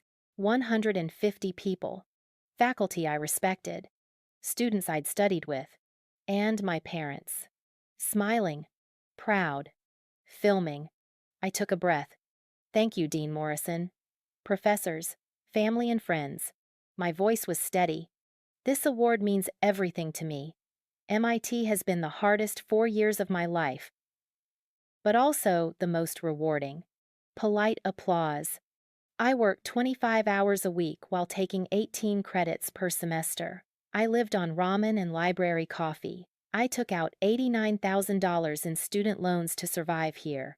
Some nods from students who understood. But I need to address something before I leave this stage. The room shifted. People sat up straighter. 4 weeks ago, on my graduation day, my parents gave me something. I reached into my blazer pocket, pulled out the invoice, held it up. They gave me a bill for $47,000, retroactive rent for the 22 years I lived in their house. Gasps, murmurs. That same day, they gave my sister an $89,000 Mercedes G-Wagon. She just finished her sophomore year at community college. More murmurs. I saw Mom's face drain of color. Dad stopped filming. But that's not the crime I'm here to talk about. Silence. Complete silence. In February, my mother opened a credit card in my name. Without my permission, without my knowledge. I pulled out the printed credit card statement. Held it up. Capital One Platinum MasterCard. Account opened February 14th, 2024. My birthday. Someone in the front row gasped. Professor Chen, my advisor. She forged my signature. She used my social security number. She falsified my income on the application. Over 4 months, she charged $12,400 to this card. I pulled out the transaction list. Every single charge went to my sister's wedding expenses. Dresses. Catering. Venues. Flowers. That's called identity theft. It's a federal crime under 18 U.S. Code Section 1028. The room was frozen. I have the credit report here. I held it up. My credit score dropped from 720 to 580. I'm 60 days past due on charges I didn't make. For a wedding, I'm not invited to. At least 30 phones were raised. Recording. Mom stood up. Maya, this isn't. Her voice cracked. I cut her off. This isn't what, Mom? True? It was supposed to be a joint account, she said desperately. You knew about it. I didn't know about it until 8 days ago when I got a fraud alert. That's not. We talked about this. When? When did we talk about this? Silence. You texted me in January asking for my social security number. You said it was for taxes. I gave it to you because I trusted you. I held up my phone, showed the text thread on the projector screen behind me. Mom, Jan, 28, need your SSN for your 1098T form. Send as soon as possible. Maya, Jan 28, sure, it's redacted. Mom, Jan 28, thanks, honey. That's the only communication we had about my social security number. 2 weeks later, you opened a credit card in my name. Dad tried to stand. Professor Chen physically blocked him. Let her finish, Chen said. I filed a police report, I continued. Cambridge Police Department. Case number 2024 to 8847. Identity theft complaint. The police are investigating. They've obtained warrants for your financial records and phone records. A detective has been assigned. The evidence has been submitted to the district attorney. Mom was crying now. Maya, please. You stole from me while I was finishing my MIT degree, while I was working 25 hours a week, while I was living on $30 a week for food. My voice broke. You charged wedding dresses to my credit while I was wearing the same 3 outfits on rotation. You paid for catering while I was eating vending machine dinners. You booked a venue while I was choosing between textbooks and groceries. The room was silent, except for my mother's crying. And then, you had the audacity to hand me a $47,000 invoice at my graduation and tell me it was time to be responsible. Someone in the audience started clapping. Then another. Then the entire room. Standing ovation. Mom collapsed into her seat. Dad tried to approach the stage. Campus security stepped in. Sir, please sit down. I wasn't done. I want everyone in this room to know. My mother is a criminal. She committed identity theft, credit card fraud, forgery, all federal crimes. My attorney confirmed it. The police confirmed it. The evidence is overwhelming. And I will not be silent about it. Another wave of applause. Mom stood up again. You're destroying this family, she screamed. I looked directly at her. No, Mom. You destroyed this family when you chose money over your daughter. The room erupted. Dean Morrison approached me. Put a hand on my shoulder. That took incredible courage, he said quietly. Professor Chen was crying. If you need anything, recommendation letters, character witnesses, anything, I'm here. Students surrounded me. That was amazing. I believe you. My parents did something similar. Campus security escorted Mom and Dad out. Mom was still crying. Dad was yelling something. I couldn't hear it over the noise. Jen and Aunt Rebecca reached me. Jen hugged me so tight I couldn't breathe. You did it, she whispered. You actually did it. Aunt Rebecca was crying too. I'm so proud of you. I walked off the stage. Legs shaking. Heart pounding. Outside, the June air hit my face. I could breathe again. Jen handed me my phone. You should see this. Already, videos were being posted. TikTok, Twitter, Instagram. MIT student exposes mother for identity theft at awards ceremony. This speech is insane. Maya Thompson is a legendary. Within an hour, 400,000 views. Within 3 hours, 1.2 million. My phone buzzed. Detective Wu. Detective Wu saw the video. Well done. Your mother's lawyer called. They want to talk. I told them to contact the DA. This is out of their hands now. I sat on a bench outside Stata Center. Jen sat next to me. Aunt Rebecca on my other side. What happens now? I asked. Now? Jen said.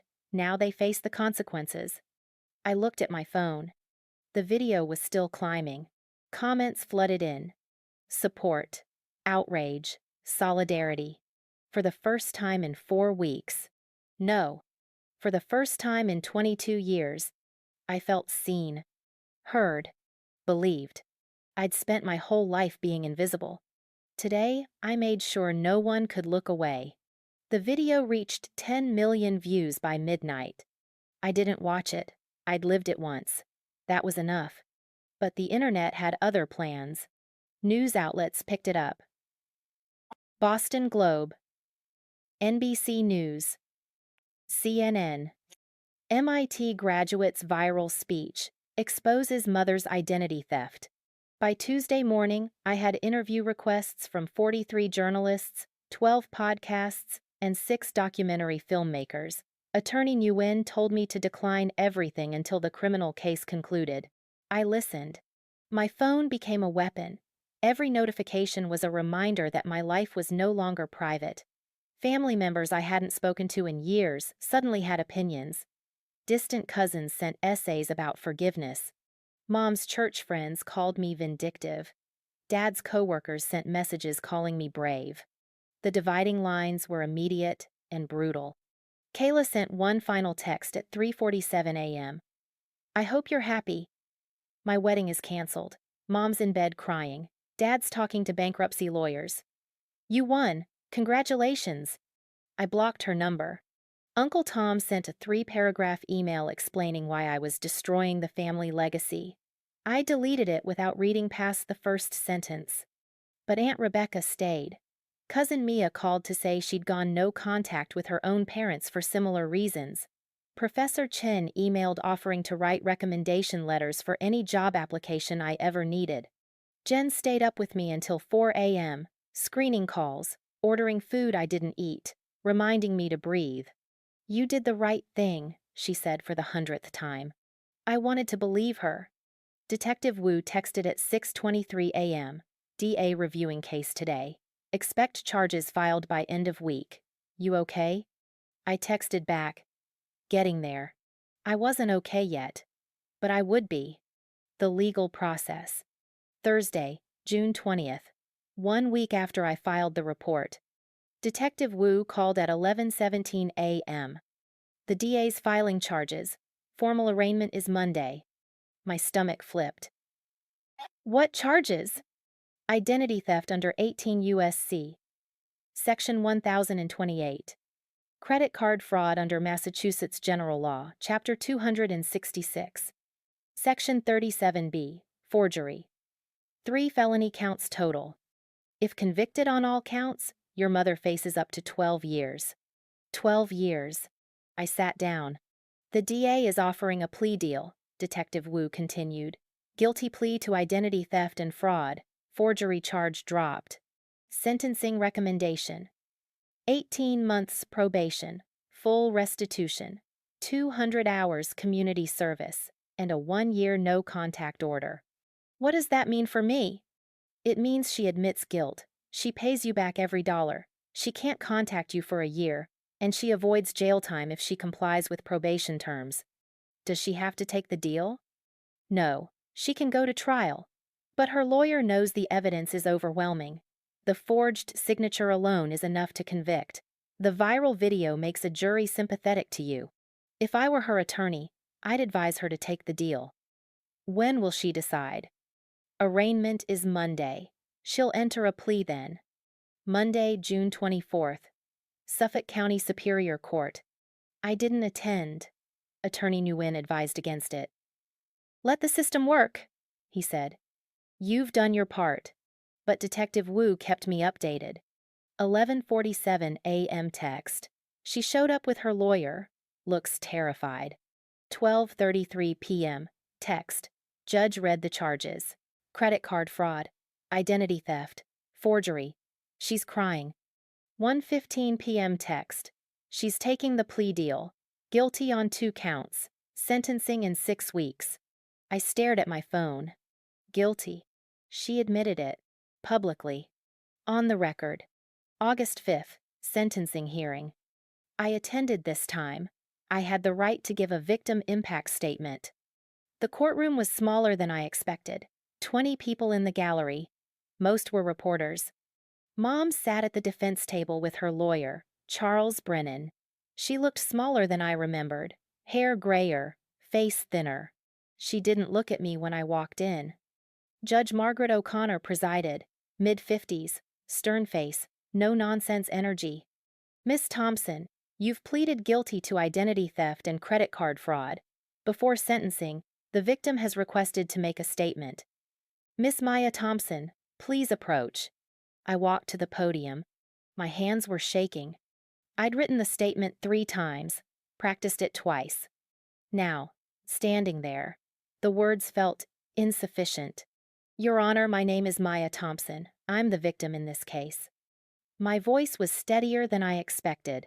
My mother didn't just steal $12,000. She stole my identity, my credit, my financial future. She did it while I was finishing my degree at MIT, while I was working 25 hours a week to survive, while I was living on $30 a week for food. She forged my signature. She lied on a credit application. She used my social security number without permission. And when I discovered it, she tried to make me feel guilty for reporting a crime. This wasn't a mistake. It wasn't a misunderstanding. It was a calculated, premeditated theft that lasted 4 months. And she did it to fund my sister's wedding while demanding I pay her $47,000 in retroactive rent for my childhood. I looked at my mother. She was crying silently. I don't want revenge. I want accountability. I want her to understand that what she did was wrong. That financial abuse is real abuse. That parents don't get to steal from their children just because they raised them. I'm asking the court to impose the full sentencing recommendation: 18 months probation, full restitution, community service, and a no-contact order. Because I need time to heal without her interference. I stepped back. Judge O'Connor looked at my mother. Miss Patricia Thompson, do you have anything to say? Mom stood. Her lawyer whispered something. She nodded. I made a terrible mistake. I thought I was helping both my daughters. I didn't realize how much harm I was causing. I'm so sorry, Maya. I hope someday you can forgive me. Her voice broke. I felt nothing. Judge O'Connor wasn't impressed either. Miss Thompson, you didn't make a mistake. You committed multiple felonies against your own daughter. You forged her signature. You destroyed her credit. You betrayed her trust. And when she reported it, you tried to pay her off to avoid consequences. This court takes financial abuse seriously, especially when it involves family members exploiting their children. You are hereby sentenced to 18 months supervised probation. You will pay full restitution of $12,400 to the victim within 90 days, plus $3,000 in credit repair costs. You will complete 200 hours of community service, and you are subject to a 1-year no-contact order. You are not to contact, approach, or communicate with Maya Thompson in any way for 1 year. Violation of this order will result in immediate arrest and jail time. The gavel came down. Mom collapsed into her chair. Her lawyer put a hand on her shoulder. I walked out of the courtroom. Outside, Detective Wu was waiting. How do you feel? I don't know yet, I said honestly. You did good. Most victims don't make it this far. What happens now? She has 90 days to pay you. Probation officer will monitor her. If she violates any terms, she goes to jail. The no-contact order is enforceable by law. If she tries to reach you, call me immediately. I nodded. One more thing, Detective Wu said. Your mother's CPA license is being reviewed by the state board. Financial crimes are grounds for revocation. She'll likely lose it. Good. You're really okay with that? She used her accounting skills to commit fraud. She shouldn't be allowed to handle anyone else's money. Detective Wu almost smiled. You're tougher than you look. I had to be. The family split. By September, the family fracture was complete. Team Maya. Aunt Rebecca, Dad's sister. Cousin Mia, Rebecca's daughter, age 19. Professor Chen, academic mentor. Jen roommate, turned best friend. 3 extended relatives who'd witnessed the favoritism for years. Team Patricia. Dad, Marcus Thompson, enabler to the end. Kayla, golden child, still in denial. Uncle Tom, Dad's brother, family is family type. Aunt Lisa, Tom's wife, sent me Bible verses about forgiveness. Grandma Jean, Mom's mother, too old to process, chose her daughter. Switzerland, cowards who stayed silent. 4 cousins who didn't want to get involved. 2 aunts who stopped responding to everyone. Grandpa Robert, Dad's father, dementia, didn't understand. The holidays were the first test. Thanksgiving, 2024. I spent it with Jen's family in Vermont. Her parents welcomed me like I'd always belonged. Her younger brother asked about MIT. Her grandmother taught me how to make pie crust. It was the first Thanksgiving I didn't feel like an outsider. Aunt Rebecca texted me a photo that afternoon. She'd hosted her own chosen family dinner. Cousin Mia, 2 friends, a coworker who had nowhere to go. This is what family should look like, she wrote. Meanwhile, my parents' Thanksgiving was small. Just them, Kayla, Uncle Tom's family, and Grandma Jean. Kayla posted one photo on Instagram. Forced smiles. Empty table. Caption: Grateful for family who stays. I didn't respond. I'd blocked her months ago. Christmas was harder. Not because I missed them, because I missed the idea of them, the parents I'd wanted, the family I'd imagined. Grief isn't just for death, it's for the loss of what could have been. Mom tried to contact me once in October. She sent a card to Aunt Rebecca's address. Rebecca forwarded it to me unopened. I gave it to Detective Wu. She violated the no contact order, Wu said. What happens? I'll file a report. Judge will issue a warning. If she does it again, she goes to jail. I never heard from her again. The consequences for them. By December, the fallout was complete. Patricia Thompson. CPA license revoked permanently. Lost her job. Felony conviction disqualified her. Credit ruined legal fees. Maxed out credit cards. Forced to sell the house. Couldn't afford mortgage. Moved to a 2-bedroom apartment. Working retail at Target to make restitution payments. Marcus Thompson. Reputation destroyed. His office had seen the viral video. Passed over for promotion. Coworkers stopped inviting him to lunches. Still married to Patricia, but strained. Paying half of her legal fees. Kayla Thompson. Wedding canceled permanently. Deposits forfeited. Fiancé broke up with her, couldn't handle the scandal. Dropped out of community college, too, depressed to continue. Living with parents in their small apartment. Working part-time at a coffee shop. Still blames me for ruining her life. I didn't celebrate their downfall, but I didn't mourn it either. Actions have consequences. They'd learned that the hard way. June 2026. 2 years after graduation. I'm sitting in my apartment in Cambridge. 1 bedroom, 9th floor, view of the Charles River. I pay $2,400 a month. I can afford it. Career success. I'm a senior software engineer at Google's Boston office. Started as a level 3 inches August 2024, right after the sentencing. Promoted to level 4 inches March 2025. Another promotion likely by year's end. My starting salary was $145,000. After the promotion, $168,000. For the first time in my life, I'm not living paycheck to paycheck. I have $47,000 in savings, emergency fund fully funded, retirement account maxed out. The number isn't a coincidence. $47,000. The exact amount Mom tried to bill me for existing. I saved it out of spite, then kept it out of pride. My student loans are down to $23,000. I've paid off $66,000 in 2 years. Mom's restitution payments helped. She paid the full $12,400 in 3 installments over 90 days. I put every dollar toward my loans. I'll be debt-free by 2027, age 25. Work is good, really good.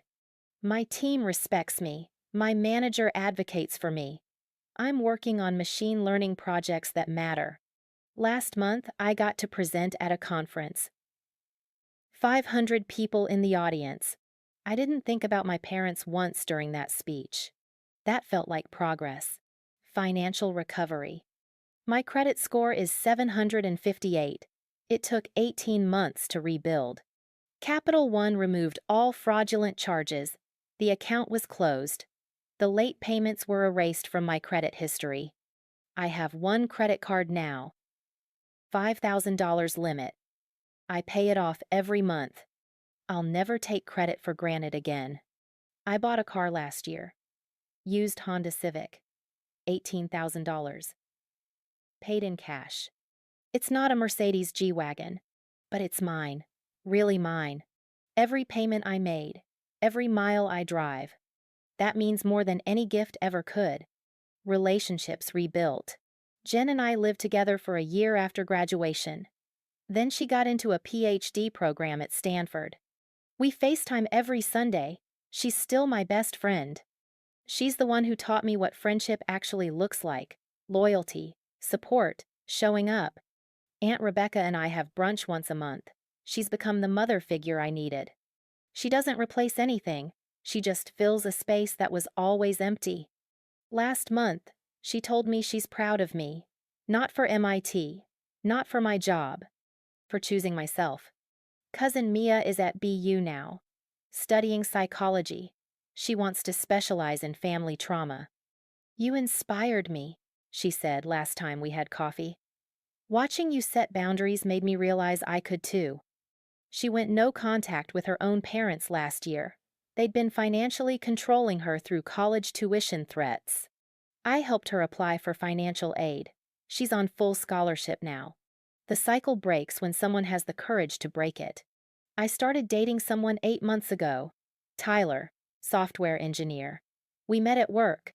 He knows the whole story. I told him on our third date. That must have been hell, he said. It was, but I survived it. You did more than survive. You held them accountable. He's met Aunt Rebecca, Jen, Professor Chen. He hasn't met my parents. He never will. Emotional healing. I've been in therapy for 2 years. Dr. Patel specializes in family estrangement and financial abuse. Weekly sessions for the first year, bi-weekly now. The work is hard, harder than MIT ever was. Unpacking 22 years of being second, learning that my worth isn't conditional, understanding that I deserved better not because I achieved things, but because I existed. I don't cry about my parents anymore. I used to. The first 6 months, I cried at least once a week. Grief is weird. You grieve the people who are still alive. You grieve the relationship you'll never have. But eventually, the grief shifts. It becomes acceptance. They are who they are. I can't change them. I can only control my response. Dr. Patel asked me last month if I'd ever reconcile with them. No, I said without hesitation. Are you sure? Completely. They haven't apologized. Not really. Mom's apology in court was about avoiding jail time, not about understanding what she did wrong. And even if she did apologize now, it's 2 years too late. Do you feel guilty about that? Not anymore. And I don't. Guilt was the first thing I had to let go of. The idea that I owed them forgiveness because they're my parents. I don't owe anyone access to me, especially not people who hurt me. Current relationship status. With Patricia? 0 contact for 2 years. The no contact order expired last August. I didn't renew it legally. I just blocked her everywhere. She tried to send a letter through Aunt Rebecca 6 months ago. Rebecca asked if I wanted it. No, I said. If she wants to apologize, she can do it in therapy, not to my face. Rebecca threw it away unopened. I don't miss her. I miss the idea of having a mother who showed up. But that person never existed. I was grieving a fantasy. With Marcus. Dad. Also, 0 contact. He enabled every bit of Mom's behavior. He knew about the favoritism. He participated in it. He texted me once from a new number last April. I miss you. Can we talk? I blocked him. Missing me isn't the same as understanding what he did wrong. With Kayla, sister. Complete estrangement. She's never apologized. Never acknowledged that she benefited from a crime. Last I heard, she's still living with our parents, still working at a coffee shop, still single. Aunt Rebecca says she's stuck, depressed, angry, blaming me for everything. I feel sorry for her sometimes. Then I remember she called me selfish for reporting a felony. Some relationships aren't worth saving. With supportive family. Aunt Rebecca is family now, real family. Cousin Mia too. We're planning a trip to Iceland next summer. Professor Chen retired last year. We still email. He calls me once a month to check in. These are the people who chose me, who saw me, who stayed. Blood doesn't make you family. Loyalty does.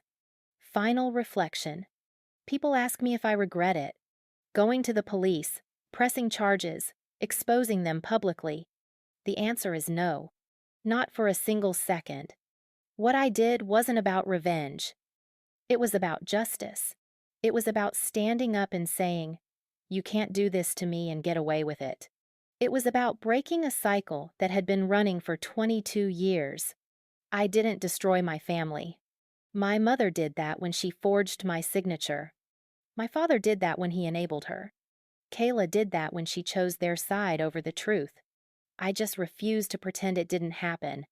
There's a phrase I learned in therapy. Setting boundaries isn't cruelty. It's self-preservation. I used to think boundaries meant I was being mean. Now I know they mean I'm being healthy. I'm 24 years old.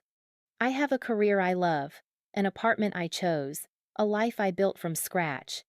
I have friends who show up, a partner who respects me, a therapist who gets it.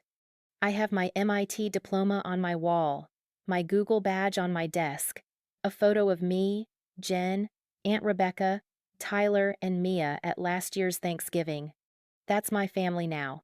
Some days are still hard. I see other people with their parents at brunch, at weddings, celebrating milestones. I won't have that. But I also won't have manipulation, favoritism, theft. I traded one pain for peace. And peace is worth more than performance. To anyone reading this who's lived through something similar, you're not alone. Financial abuse is real. Family betrayal is real. Favoritism leaves scars. And you don't owe forgiveness to people who hurt you just because they're related to you. You deserve better. You deserved better then. You deserve better now. Report the crime. Set the boundary. Walk away if you have to. Your healing matters more than their comfort. I'm Maya Thompson. I graduated from MIT with honors. I survived identity theft by my own mother. I chose accountability over silence. And I'm building a life they can't touch. This is my story. And I'm finally free. Maya's case became a landmark example of family financial abuse prosecution in Massachusetts. Her viral speech has been viewed over 40 million times and is now used in legal education programs to teach about identity theft and victim advocacy. The $12,400 her mother stole was fully repaid. Maya used it to eliminate her student loan debt. She's now completely debt-free and continues to work as a senior software engineer at Google. Patricia Thompson completed her probation in February 2026 without incident. She has not attempted to contact Maya again. Her CPA license remains permanently revoked. Kayla Thompson did eventually apologize to Maya in late 2026, not in person, but through a letter Aunt Rebecca delivered. Maya read it. She acknowledged it, but she did not respond. Some apologies come too late to change anything. Maya continues to share her story on social media to help others recognize financial abuse. She's been featured on multiple podcasts and news outlets. She's currently writing a book about family financial abuse and recovery. Her message remains the same. Accountability isn't cruelty, it's justice. This is Achiever Betrayed. Stories of those who achieved everything, only to be betrayed by the ones who should have celebrated them most. Remember, your achievements are yours. No one can take that from you, not even family. If you've experienced similar betrayal, you're not alone. Report the crime. Set the boundaries. Choose yourself. Because you deserve better.